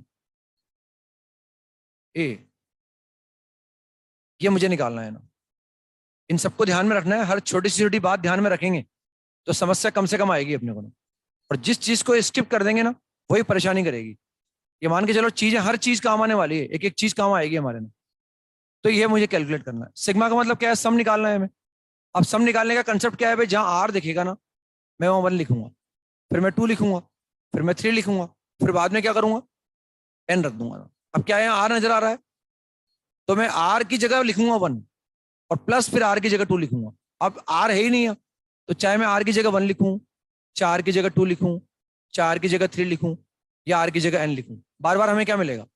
बार बार हमें a मिलेगा। तो मैंने आर को पहले 1 लिखा, आर को फिर 2 लिखा, आर को फिर 3 लिखा, लास्ट में आर को क्या लिखा? ये ना आ गया ना। तो कई बार किसी नंबर को अगर रिपीटेडली ऐड करना है, तो अगर मैं ऐसा एक्सप्रेशन लिखूंगा तो लिखने में समय ज्यादा लगेगा, इसलिए उसको लिखने का शॉर्ट तरीका है, ये एब्रीवेटेड फॉर्म है उसको लिखने का ना। इस समेशन की जगह अपन ऐसा लिख सकते हैं ना, यानी ए को कितनी बार ऐड किया, मतलब हमने n बार। हम चाहे तो ऐसा भी कर सकते हैं, हम ऐसा भी कर सकते हैं, जिस नंबर पर सिग्मा अप्लाई नहीं होता ना, उसको हम बाहर निकाल सकते हैं चाहे तो। भाई हम आर को वेरी करेंगे तो ये ए वेरी नहीं होगा। कंसेप्ट समझ में आ गया ना आपको? आर को 1 लिखा तो भी ए आया, आर को 2 लिखा तो भी ए आया ना। हम इसको ऐसा भी कर सकते हैं, सिग्मा r = 1 से लेकर n, a × 1 लिख सकते हैं इसको हम। अब ए को मैं बाहर निकाल सकता हूं चाहूं तो, ये मैंने ए को सिग्मा में से बाहर निकाल ली, अब 1 रह गया ना। अब देखो ये क्या लिखा हुआ है, आर को 1 लिखूंगा तो क्या आएगा, आर को 2 लिखूंगा तो 1 को कितनी बार ऐड कर रहा हूं? कैसे मालूम पड़ा? n times. r = 1 से r = n तक की काउंटिंग कितनी है? n। तो 1 को मैं n बार ऐड कर रहा हूं, और 1 को n बार ऐड करने से कितना आएगा? n। What is n × a? na आ जाता, वो भी na आया था, ये भी na आ गया ना। आ गया बच्चे समझ में? तो कई बार किसी नंबर को मैं बार बार ऐड करना पड़ता है, तो उसको बार बार ऐड करने की जगह उसको छोटे रूप में लिखा जा सकता है, सिंबॉलिकली उसको लिख सकते हैं अपन। तो ये भी n × a आ गया, वो भी n × a आ गया। मान लो ऐसा लिखा होता सिग्मा, मान लो ऐसा लिखा हो सिग्मा k = 1 से लेकर m 10। अब बताओ ये कितना आएगा? सोच के बताओ, सोच के। सब नहीं बोले, एक जना बोला करो, ताकि मुझे मालूम पड़े कि कौन सही बोल रहा है और कौन गलत बोल रहा है। ये तरीका है क्लास में बैठने का ना, जवाब देने का भी तरीका आना चाहिए ना। बताओ आप क्या आएगा, आप बताइए। 10m आ जाएगा ना। हम कहां से कहां तक ऐड कर रहे हैं? अब मैं चाहे के को 1 रख दूं, चाहे मैं के को 2 रख दूं, चाहे के को 3 रख दूं, बार बार क्या मिलेगा? 10 मिलेगा। हम समझ भी सकते हैं, थोड़ा सा पेन चलाएंगे, थोड़ा दिमाग चलाएंगे ना, हर चीज समझ में आएगी अपने को, ऐसी बात नहीं है ना, हर चीज समझ में आएगी। तो 10, फिर के को 2 लिखा तो 10 आ गया, के को 3 लिखा तो 10 आ गया, और के को m लिखा तो भी 10 आ गया। तो 10 कितनी बार लिखा मैंने? m बार लिखा। अब एक ही नंबर को मैं m बार ऐड कर रहा हूं, कितना आ गया? 10m आ गया ना। मान लो ये लिखा हुआ है r = 1 से लेकर p k। अब क्या आंसर आएगा बताओ? k × p आ गया ना। आगे समझ में? तो ऐसा नहीं कि भाई आर रटना नहीं है अपने को, इसी समझ, ऐसा नहीं कभी आर लगा जाता है, कभी सिग्मा एम पर अप्लाई हो रहा है, कभी के पर अप्लाई हो रहा है, कैसे भी लिख लो आप। तो ये आ गया हमारे पास k × p आ गया, ऐसे लिख लिया उसको। क्लियर हो गया? नेक्स्ट पर आते हैं अपन सेकंड ना। ये फर्स्ट पॉइंट लिखा था हमने, अब सेकंड पॉइंट पर आते हैं अपन। Sigma are is equal to 1 से लेकर N A R plus minus B. इसमें हम सिग्मा को अलग अलग अप्लाई कर सकते हैं, यहां अलग अप्लाई कर सकते हैं, वहां अलग अप्लाई कर सकते हैं ना। इसको लिख सकते हैं sigma are is equal to 1 से लेकर N A R, plus sign होगा तो प्लस साइन लगा दूंगा, माइनस साइन होगा तो माइनस साइन लगा दूंगा, और sigma are is equal to 1 से लेकर एन बी। मैंने इसको ऐसे लिख दिया। अब इसमें क्या मैं ए को बाहर निकाल सकता हूं बच्चों? बाहर निकाल सकता हूं, ए को मैं बाहर निकाल सकता हूं ना। ऐसे मैं अलग अलग अप्लाई कर सकता हूं, प्लस साइन होगा तो प्लस साइन लगा दूंगा, यहाँ माइनस साइन होगा तो माइनस साइन लगा दूंगा। इसमें मैं ए को बाहर निकाल सकता हूं। Sigma are is equal to 1 से लेकर एन आर, प्लस साइन होगा तो प्लस साइन आ जाएगा, माइनस से माइनस आ जाएगा। बताओ बच्चों ये क्या लिखा हुआ है? ये बी एन लिखा हुआ है ना। बी को बार बार कितनी बार ऐड कर रहे हैं? एन बार। बी इंटू एन हो गया। ये क्या लिखा है बताओ आप? बताओ ये क्या लिखा हुआ है? ये क्या लिखा हुआ है? ये लिखा है 1 + 2 + 3 + n, यानी sum of first n natural number लिखा हुआ है। बार बार लोग बोलेंगे लिखेंगे तो कोई दिक्कत नहीं आएगी अपने को। ये से लिखा हुआ ए, फिर आर को 1 लिखा, फिर आर को 2 लिखा, आर को 3 लिखा, आर को n लिखा, और ये कितना आ गया? प्लस माइनस बी एन आ गया। और हम जानते हैं ए की जगह ए आ गया, n इंटू एन प्लस 1/2 आ गया। प्लस साइन होगा तो प्लस साइन ले लूंगा, माइनस साइन होगा तो माइनस साइन ले लूंगा। अब ये कैसे भाई अलग अलग कैसे कर दिया भाई सिग्मा आपने? तो हम वो भी समझ सकते हैं। ये प्रॉपर्टी जरा पढ़ रहे हैं इसको अपन, ताकि बार बार अपने को सोचना नहीं पड़े। हम ये भी दिखा सकते हैं भाई सिग्मा अलग अलग कैसे कर दिया आपने, इसको भी देख सकते हैं अपन। जिसे समझाने के लिए मैंने मान लिया कि भाई मैंने कोई एक साइन लेके चल रहा हूँ, मैं मान लो मैं किसी एक साइन को लेके चल रहा हूँ। अब मैं सिग्मा को अलग अलग कैसे कर दूंगा ना। तो हमारा जो मेन कंसेप्ट है ना, मेन कंसेप्ट लगा रहे हैं अपन। तो भाई हम तो जहां भी आर आएगा वहां 1 लिखेंगे। भाई आर की जगह 1 लिख दिया अभी हमने। प्लस, प्लस क्यों? क्योंकि सिग्मा है। अब आर की जगह 2 लिखेंगे, प्लस क्योंकि सिग्मा है। आर की जगह 3 लिखेंगे, आर की जगह एन लिखेंगे।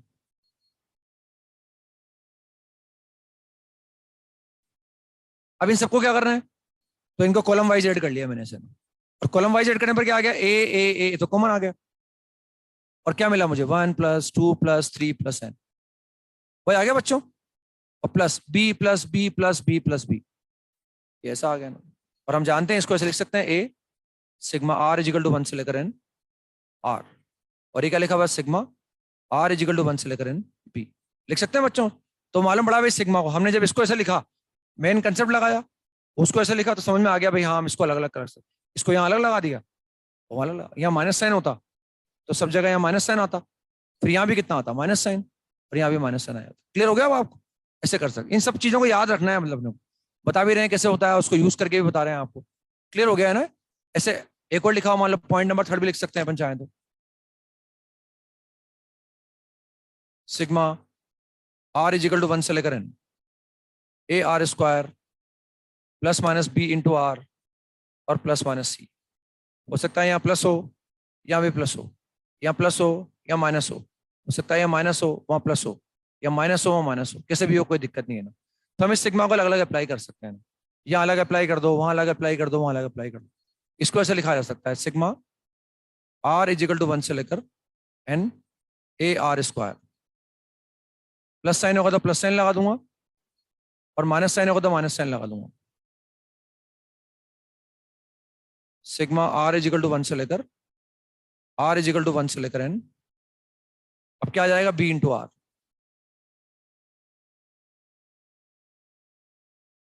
फिर प्लस साइन होगा तो प्लस साइन लगा दूंगा, और माइनस साइन होगा तो माइनस साइन लगा दूंगा।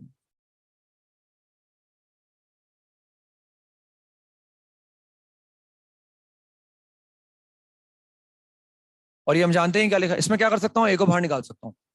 इसमें क्या कर सकता हूँ? क्या इसमें सी को बाहर निकाल सकता हूँ? निकाल सकता हूँ। तो अंदर क्या रहेगा? फिर 1 रह जाएगा अंदर में। तो ये लिखा हुआ है हमारे पास, बी को बाहर निकाल लूंगा तो 1 + 2 + 3 + n, 1 square 2 square 3 square n square, सी सी सी सी सी एन आ जाएगा। आगे समझ में? अब इनका यूज करते हैं। अब आप लिखो मिसलेनियस सीरीज, मिसलेनियस सीरीज। ये तीनों फॉर्मूले हैं, इनका 4 फॉर्मूले लिखा है मैंने, कुछ प्रॉपर्टीज लिखाई सिग्मा की। अब इनका यूज करेंगे सवालों में। मिसलेनियस सीरीज हेडिंग डाल है, मिसलेनियस सीरीज। अब तक सम निकालने के कितने तरीके जानते हैं अपन? 4। एपी का निकाल सकते हैं, जीपी का, एजीपी का। और अगर एजीपी नहीं हो, जीपी के साथ में एपी नहीं हो तो भी कोई बात नहीं, जीपी के साथ में ऐसे टर्म्स होने चाहिए जिनके डिफरेंस एपी में आ रहे हों या जीपी में आ रहे हों, या उनके डिफरेंस के डिफरेंस एपी में आ रहे हो या जीपी में आ रहे हो, तो भी अपन सम निकाल सकते हैं। ये चार तरीके डिस्कस कर चुके हैं अपन। अब लिख रहे हैं मिसलेनियस सीरीज, इसमें लिख रहे हैं type 1।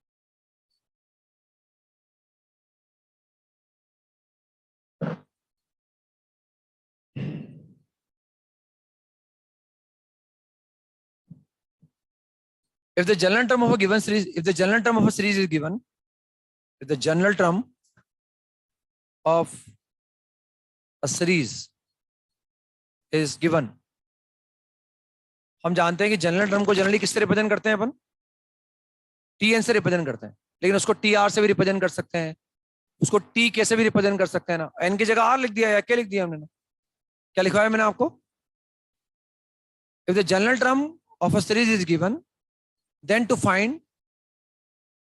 the sum of its first n terms, if the general term of a series is given, then to find the sum of its first n terms, we use the formula sigma n, we use the formula sigma n square, sigma n cube और sigma n raised to power 4। ये type 1 में पढ़ रहे हैं हम। अब तक हमने सम निकालने के 4 तरीके देख लिए, हमें लगता है कि उन 4 तरीकों से हम सम नहीं निकाल पा रहे, तो कोई बात नहीं, सम निकालने का एक नया तरीका पढ़ रहे हैं अपन। वो तरीका क्या है कि किसी भी सीरीज की और मुझे फर्स्ट एन टर्म का सम निकालना है, तो मेरे पास उस सीरीज का जनरल टर्म होना चाहिए।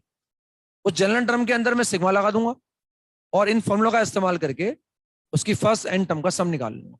कैसे यूज करते हैं देखो मैं बताता हूँ आपको। सवाल लिखते हैं ना, find the sum of first n terms of a series,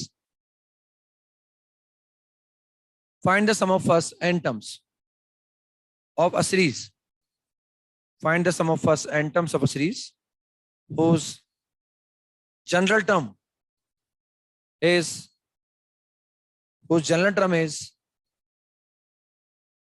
tn is equal to 2n plus 1।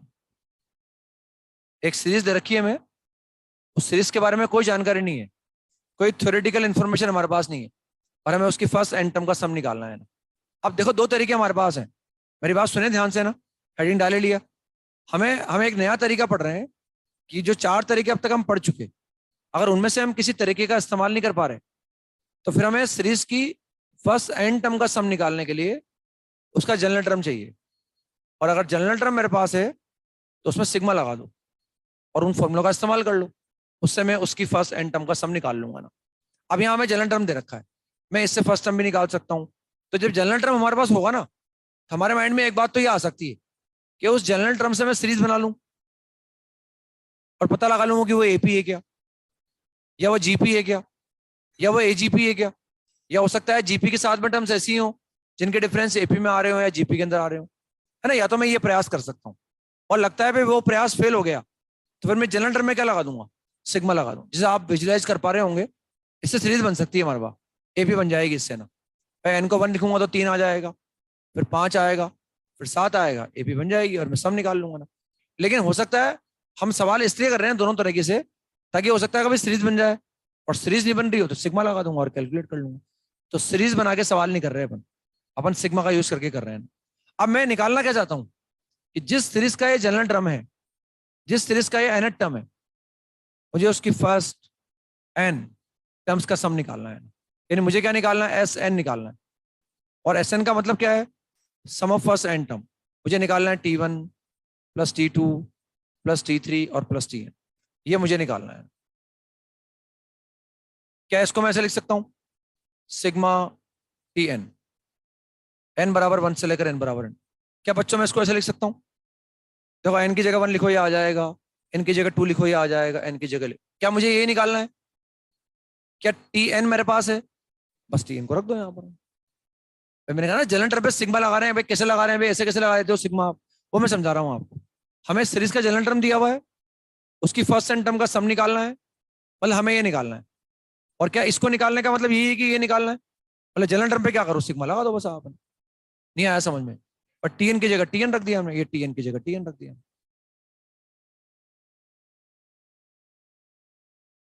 और प्रॉपर्टी पढ़ के आए अभी हम, सिग्मा को वहां भी लगा दो और वहां भी लगा दो ना। तो सिग्मा को मैंने यहाँ लगा दिया, तो उससे कितना आ गया, सिग्मा एन बराबर 1 से लेकर एन, ये 2n आ गया, और सिग्मा एन बराबर 1 से लेकर एन, ये 1 आ गया हमारा। और क्या इसको निकाल सकते हैं अपन? यस, 2 को बाहर निकाल लो, 2 बाहर निकल जाएगा ना, और आ जाएगा सिग्मा एन इजिकल टू 1 से लेकर एन, एन। और बच्चों ये कितना आ गया, एन आ गया। ये क्या लिखा हुआ है, 1 + 2 + 3 + n। बोलते भी रहेंगे और लिखते भी रहेंगे, अपने आप को समझाया भी सही हमने। और लिखा हुआ क्या है, 1 + 2 + 3 + n। क्या होता है, sum of first N natural number. तो n की जगह n इंटू n + 1/2 आ गया ना, दूसरे 2 कट जाएगा ना, n बाहर निकाल लूंगा मैं, n + 1 + 1, and this is the answer. ये उस सीरीज की फर्स्ट एन टर्म का सम आ गया ना, इसका जलन टर्म। तो सीरीज के बारे में कोई जानकारी नहीं हो तो भी काम चल जाएगा अपना, और जानकारी हो तो उससे भी निकाल सकते हैं अपन। आगे समझ में? कुछ नहीं करना, जलन टर्म पे क्या लगाना है, सिग्मा लगाना है बस अपने, और वो सिग्मा के फॉर्मूले लगाने जहां लग सकते हो। लिखे, एक और लिखे, find the sum of first n terms of a series,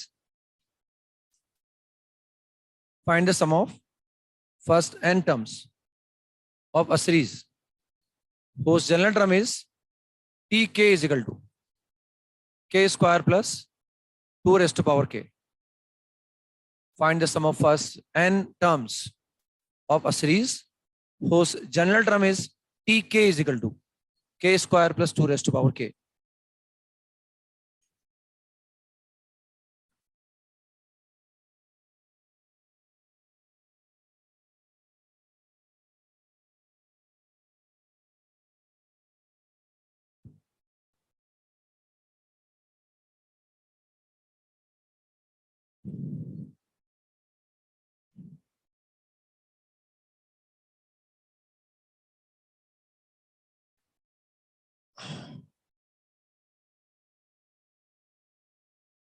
हो गया?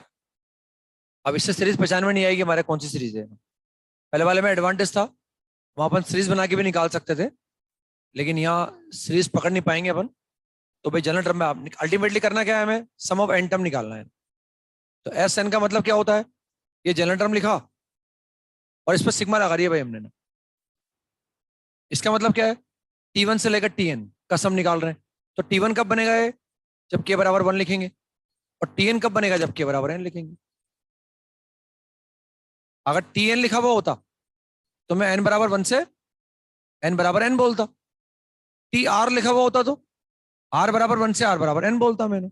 ऐसा आ गया, क्या लिखा हुआ है, T1 + T2 + T3 + Tn लिखा हुआ है। अब हमें Tn Tk दे रखा है ना, तो k बराबर 1 से लेकर n आ गया, ये आ गया k square + 2 raised to power k। अब सिग्मा को यहाँ अलग लगा दो और वहां अलग लगा दो।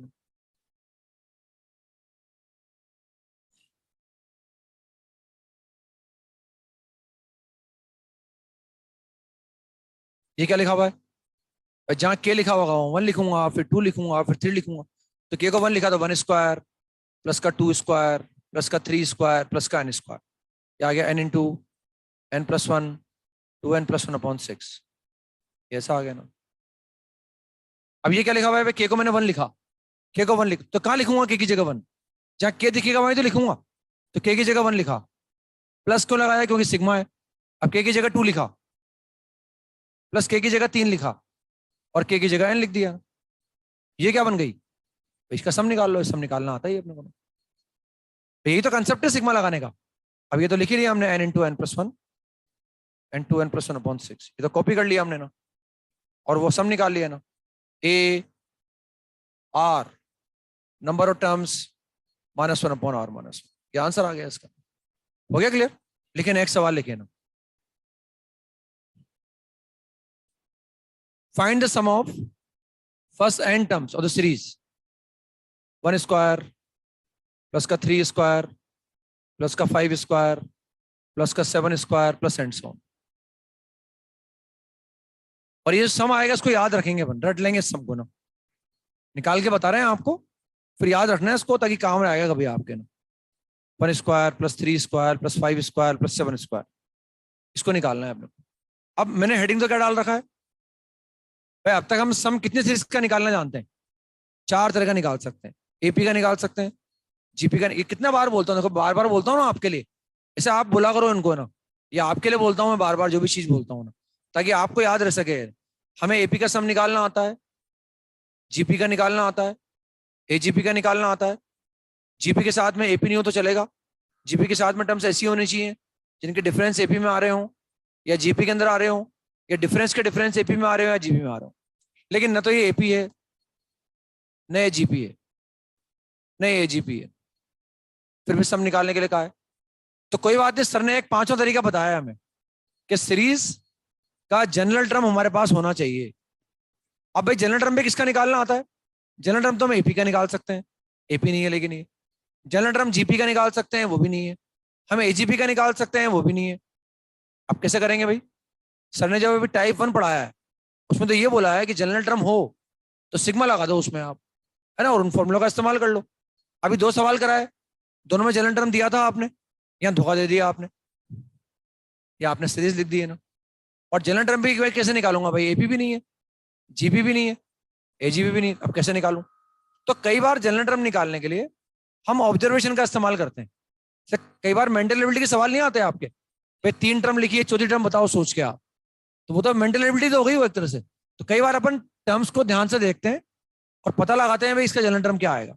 अब ध्यान से देखो, कोई सी भी टर्म हो, स्क्वायर सब में आ रहा है क्या? फर्स्ट टर्म में भी स्क्वायर है, सेकंड में स्क्वायर है, तो जो इसका nth टर्म होगा ना उसमें भी स्क्वायर तो लगा हुआ होगा। अब स्क्वायर को तो भूल जाओ आप, अपन तो देखते हैं स्क्वायर किस पे लगाना है। फर्स्ट टर्म में क्या है? 1, सेकंड में क्या है? 3, थर्ड में क्या है? 5, फोर्थ में क्या है? क्या ये एपी है? इस एपी का nth टर्म निकाल लो, और इस एपी का nth टर्म क्या आ गया? 2n-1, और इस पे स्क्वायर लगा दो, ये उस सीरीज का nth टर्म आ गया। एक तो विश्वास मत करो, इस पर विश्वास मत करो, इसमें रख के देखो। एन को 1 रखूंगा तो ये आना चाहिए, आ रहा है। एन को 2 रखूंगा तो ये आना चाहिए, एन को 3 रखूंगा तो आना चाहिए। कंफर्म हो गया, अब सही लिखा है हमने। अब ये जनरल टर्म हमने निकाल ली। कैसे निकाला हमने? किसी फॉर्मूले का इस्तेमाल नहीं करा, हमने ऑब्जर्वेशन का इस्तेमाल करा। हर टर्म को ध्यान से देखा और पता लगा लिया भैया जनरल टर्म आ जाएगा। अब इस पर क्या लगा दो? सिग्मा लगा दो उसमें ना। तो since s n is equal to, since s n is equal to, पहले सिग्मा लगा दिया। अब हम चाहते हैं T1 से लेकर Tn, तो n बराबर 1 से लेकर n बराबर n तक लिख दो आपने। और Tn हमारे पास क्या है? 2n-1 का होल स्क्वायर। अब अगर मैं यहां सिग्मा लगाऊंगा ना, वापस सीरीज आ जाएगी। तो क्या करें, इसको एक्सपेंड कर दें अपन, होल स्क्वायर को खोल दें। भाई अगर मैं यहाँ n को 1 रखूंगा तो वापस यही तो आ जाएगा, उसी को तो ऐड करना है अपने को। तो हम क्या करें, इस होल स्क्वायर को खोल देंगे और फिर सिग्मा अलग अलग लगा देंगे। इस होल स्क्वायर को खोल दो,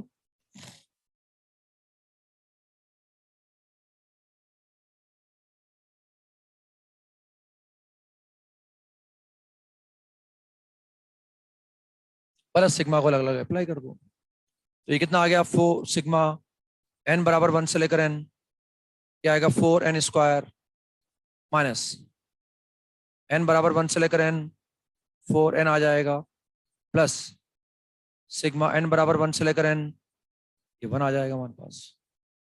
सही लिखा है बच्चों? और अब हम चाहते हैं 4 को बाहर निकाल लेंगे, और 4 को बाहर निकालेंगे तो क्या बचेगा बताओ? ये 1 square plus 2 square plus 3 square plus n square, n into n plus 1, n plus 1/6। फिर माइनस साइन की जगह माइनस साइन, 4 को बाहर निकाल लिया तो क्या बचेगा? 1 plus 2 plus 3 plus n into n plus 1/2 आ जाएगा। 1 1 1 n आ गया। अब इन तीनों को मुझे ऐड करके सिंप्लीफाई करना है, तो मैं क्या करूं, तीनों को एक साथ ऐड नहीं करूंगा, क्योंकि तीनों को अगर मैं ऐड करूंगा ना तो कॉमन कम से कम आएगा। तो हमने क्या करा, पहले इन दोनों को ऐड कर लिया, क्योंकि इनमें कॉमन मैक्सिमम आ रहा है। एक तो 4 कॉमन ले लिया, एक n कॉमन ले लिया, n प्लस 1 कॉमन ले लिया, और 2 कॉमन ले लिया। अब क्या बचा? 2n प्लस 1/3 -1 बचा बस। और प्लस एन को अलग कर लिया, ताकि मैक्सिमम कॉमन आया ना, तो पहले फर्स्ट सेकंड को ऐड कर लिया हमने। अब यहां देखें अपन ध्यान से, ये आ गया 2n into N plus one. अब ऊपर देखो, ऊपर क्या बचेगा, 2n माइनस का 2 बचेगा, 2n माइनस 2। तो 2n माइनस 2 का मतलब 2 इंटू क्या आ जाएगा, 2n माइनस 2। एक बार लिख लेते हैं चलो ना। और ये नीचे कितना आ गया, 3 आ गया नीचे, और प्लस एन आ गया ना। अब ध्यान से देखें, 2 से तो 4 आ जाएगा, और एन स्क्वायर माइनस 1 बन जाएगा, तो 4n N square minus 1 upon 3 plus N. Plus N ही था ना, वो कितना था, प्लस एन ही था ना। ये आ गया समझ में भाई, यहां से 2 से 4 बन गया, और वह n-1 से n प्लस एन स्क्वायर मन। अब इसको फिर ऐड कर दो वापस है ना।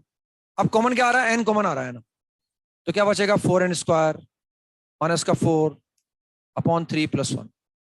ये आंसर आ गया उसका, n into 4n square minus 1 upon 3।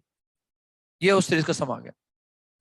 ये याद रखना है आपको, 1 square plus 3 square plus 5 square plus 7 square का सम n इंटू, याद रख सको तो ना, वरना निकाल के बता ही रहे हैं आपको ना।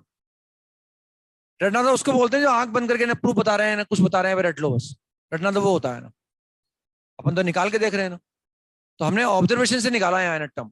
समझ में आ गया बच्चों, लिखे ना, एक सवाल लिखे ना। हाँ, जो तरीका, अब ऐड करके माइनस करना पड़ेगा ना फिर अपने को। फिर हमें लास्ट टर्म भी देखनी पड़ेगी, लास्ट टर्म क्या आएगी, एन ऑड है कि इवन है वो भी देखना पड़ेगा। पता नहीं है ना लास्ट टर्म कौन सी है अपने पास। फिर 2 केस मानने पड़ेंगे उसमें, एक बार इनको इवन मानना पड़ेगा और एक बार इनको ऑड मानना पड़ेगा। 2 बार एफर्ट करना पड़ेगा। अब इसमें कुछ भी हो, इवन हो कि ऑड हो, एक बार में काम चल जाएगा। वो ऐड करके माइनस भी करना पड़ेगा फिर। लिखे ना, एक सवाल लिखे ना, find the sum of, find the sum of the series, find the sum of, find the sum of the series, find the sum of the series. 1 square into N plus 2 square into n minus 1 plus 3 square into n minus 1 n minus 2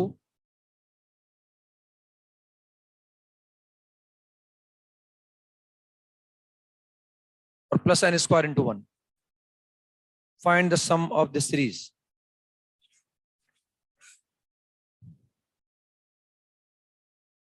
यहां से यहां तक मुझे add करना है। हम एक तरीका पढ़ रहे हैं कि जनरल टर्म हमारे पास हो तो उसमें सिग्मा लगा के सम निकाल सकते हैं अपन। अब न ये एपी है, न ये जीपी है, न ये एजीपी है, तो एक नया तरीका सीखा है कि किसी सीरीज का सम निकालना हो, या तो डायरेक्ट जनरल टर्म हमारे पास हो उसका, नहीं हो तो जो सीरीज दे रखी है उनकी हर टर्म को ध्यान से देखकर जनरल टर्म उसका निकाल लो और उसमें सिग्मा अप्लाई कर दो। ये एन कांस्टेंट है कि वेरिएबल है, यहां बताओ। ये एन तो कोई कांस्टेंट ही है ना भाई, तो हमें इसका सम निकालना है यहां से यहां तक।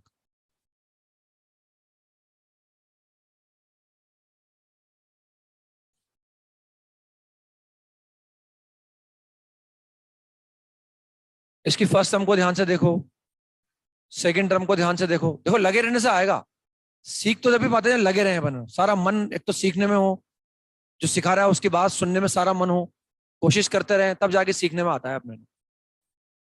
तो कोई सी भी चीज हो जाए तभी सीख सकते हैं बनना।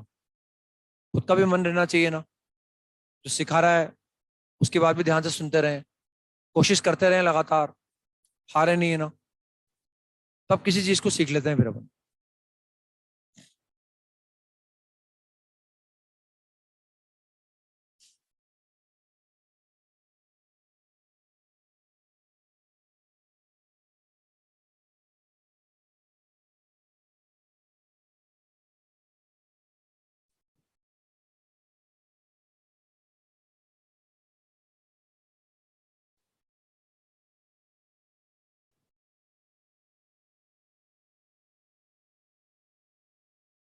हो गया।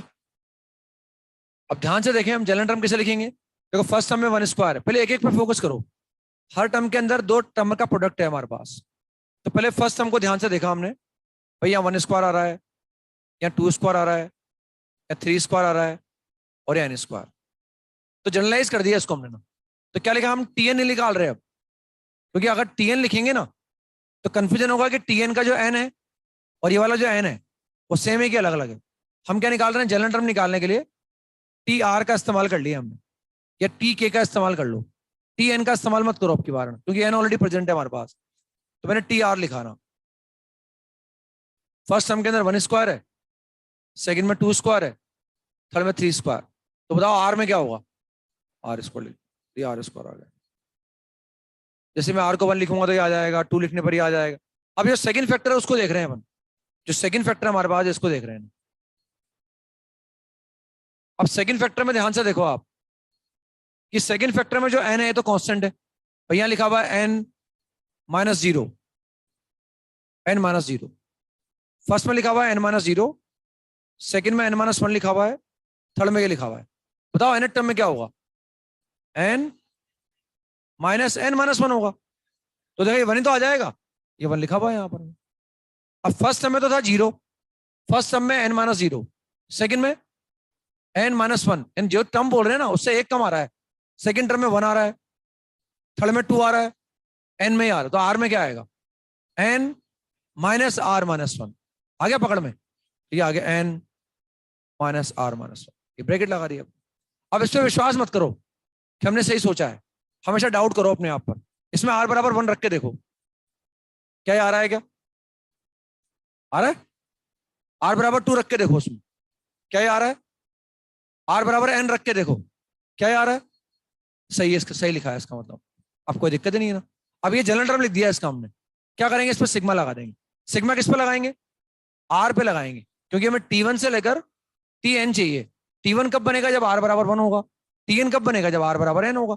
हमने आगे समझ में, since s n is equal to, ये जनरल टर्म लिखी और इस पर सिग्मा लगा दिया। जनरल टर्म में टी आर है, इसलिए आर को 1 से वेरी करेंगे ना, ये टी1 बन गया भाई, और ये टी एन बन गया ना। अब टी आर को कॉपी कर दो बस है ना, तो sigma are is equal to 1 से लेकर एन, और ये कितना बन गया, ये बन गया n into r square minus r cube और प्लस आर स्क्वायर, ये ऐसे बन गया ना। अंदर ले गए ना हम आर को, आर स्क्वायर को अंदर ले गए ना। आ गया बच्चों समझ में। अब ध्यान से देखें भाई, इसको मैं यहाँ अलग लगा दूंगा, यहाँ अलग लगा दूंगा, और यहाँ अलग लगा दूंगा उसको, ये यहाँ अलग लगा दे। Sigma are is equal to 1 से लेकर एन,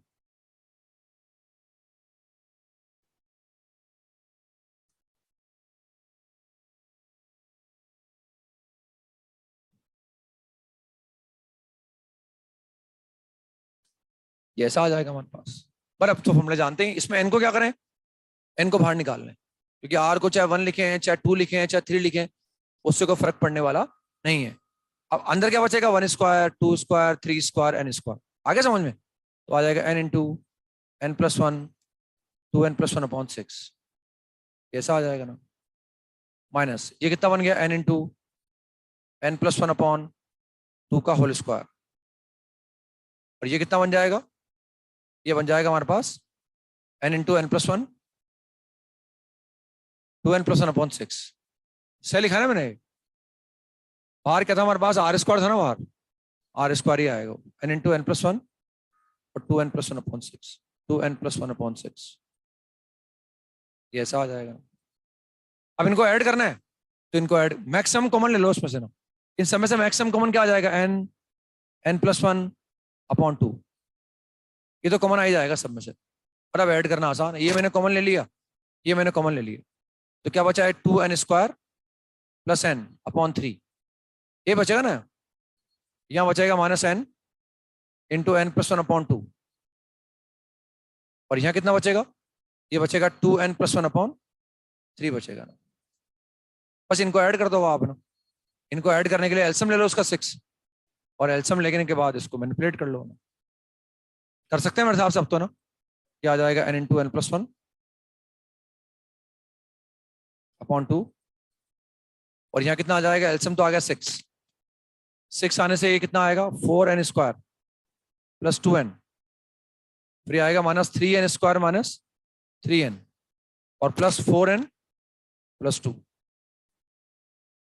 इसमें भी कुछ फैक्टराइज वगैरह हो रहा हो तो फैक्टराइज वगैरह कर लो उसमें, और क्या ना, तो दिख रहा हो भाई फैक्टराइज हो जाएगा सिंप्लीफाई करने पर, तो कोशिश कर सकते हैं ना। तो ये कितना आ जाएगा, n इंटू एन प्लस 1/2, ये तो बाहर निकाल रखा है हमने। अब एक तो ये कितना आ गया, एक तो n स्क्वायर आ जाएगा, फिर 6n प्लस 3n आ गया शायद, और +2 आ गया ना, तो फैक्टर हो जाएंगे मेरे हिसाब से, हो जाएंगे ना फैक्टर। एक आ जाएगा n+1 और एक आ जाएगा n+2। ये आ गया n इंटू n+1 का whole square n+2/12, this is the sum. तो ध्यान से देखा, जनरल टर्म निकाला, उसका हर टर्म को ध्यान से देखा, फर्स्ट टर्म को देखा, सेकंड टर्म को देखा, उनमें भी फैक्टर हो रहे थे, अलग अलग मल्टीप्लीकेशन था। तो पहले फर्स्ट टर्म को देखा, 1 स्क्वायर था, 2 स्क्वायर था, 3 स्क्वायर था, इसे उसको निकाल के कैलकुलेट कर लिया। ठीक है ना, ऐसे निकाल सकते हैं अपन। नेक्स्ट ठीक है, हेडिंग डाले थे टाइप 2। टाइप 2, ये टाइप 1 में क्या था, जनरल टर्म दे रखा होगा, डायरेक्ट सिग्मा लगा दूंगा, या मैं ऑब्जर्वेशन का इस्तेमाल करके जनरल टर्म निकाल लूंगा, और जनरल टर्म निकाल के क्या करूंगा, सिग्मा लगा दूंगा ना। ये भी सम निकालने का एक तरीका था। अब आते हैं टाइप 2 पर। टाइप 2 लिखते हैं ना, टाइप 2, इसमें लिखे method of difference. Method of difference,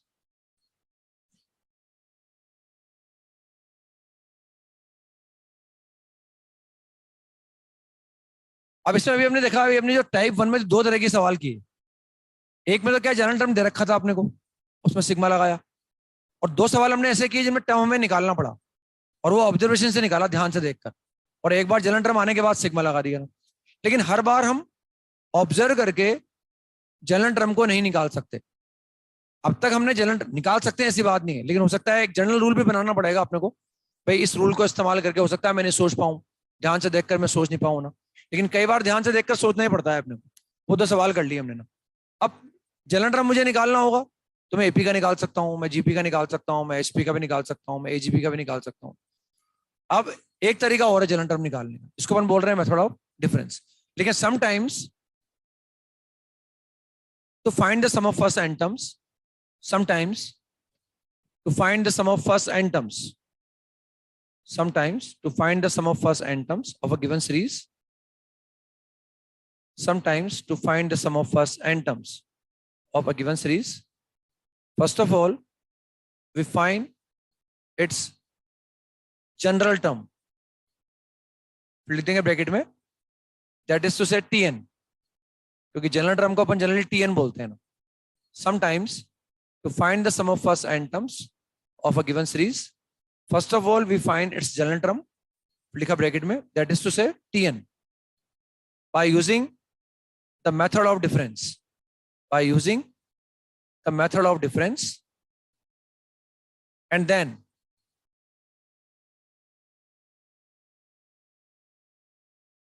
to find the sum of first n terms, and then to find the sum of first n terms, we use the formula sigma n square, sigma n cube. First we find its general term by using the method of difference, and then to find the sum of its first n terms, we use the formula sigma n square and sigma n cube. यानी general term आने के बाद तो वही करेंगे अपन, लेकिन general term निकालने के लिए हम यह मेथड ऑफ डिफरेंस का इस्तेमाल करेंगे ना। ठीक है ना, बाकी नेक्स्ट टाइम पे कंटिन्यू करेंगे फिर अपन को ना, क्योंकि मेरे को भी दिखाने जाना है डॉक्टर को। होमवर्क लिख लेते हैं अपन, जो मैंने होमवर्क दिया था आपको करने के लिए।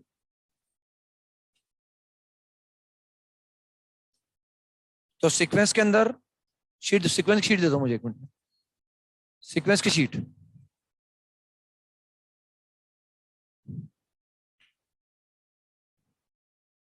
सीक्वेंस में लिखें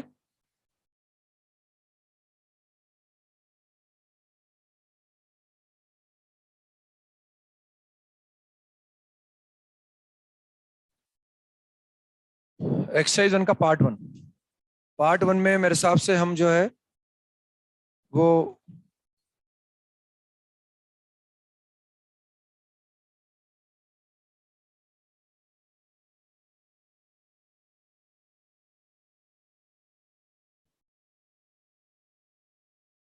E3 कर सकते हैं ना। E3 का जो लास्ट पार्ट है, थोड़ा दिमाग लगाना उसमें आप है ना, अच्छा सोचना, आप कर सकते हैं ऐसी बात नहीं है ना, उसको निकालने की कोशिश करनी है अपने को। पार्ट 1 में, पार्ट 2 में आ गए अपन।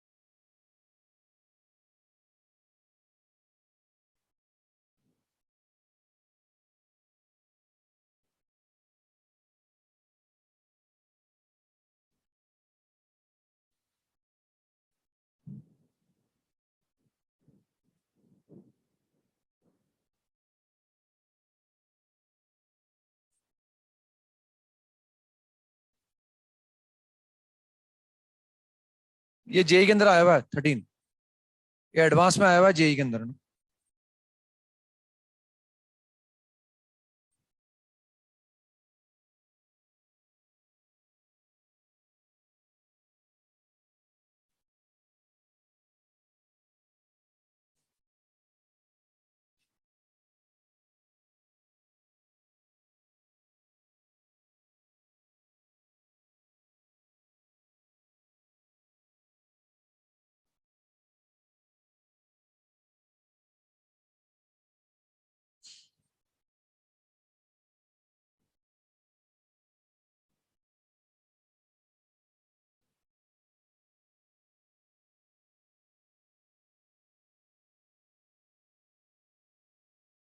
ये जेई में आया हुआ है एडवांस के अंदर 17।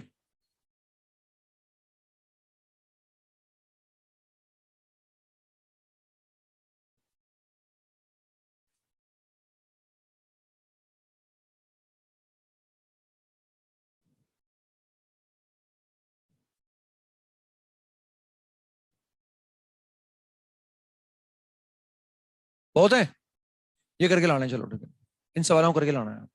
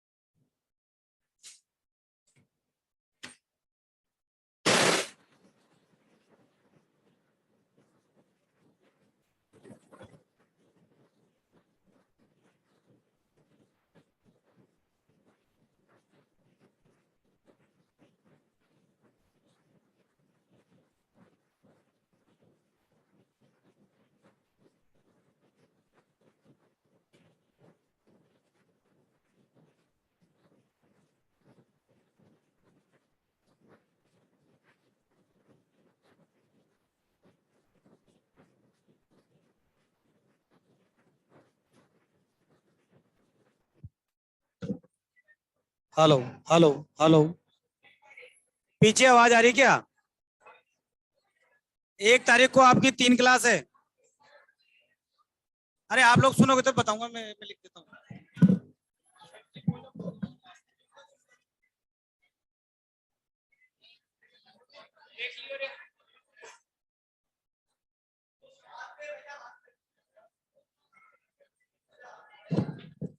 हेलो, अरे 1 तारीख को आपकी फिजिकल की क्लास नहीं होगी।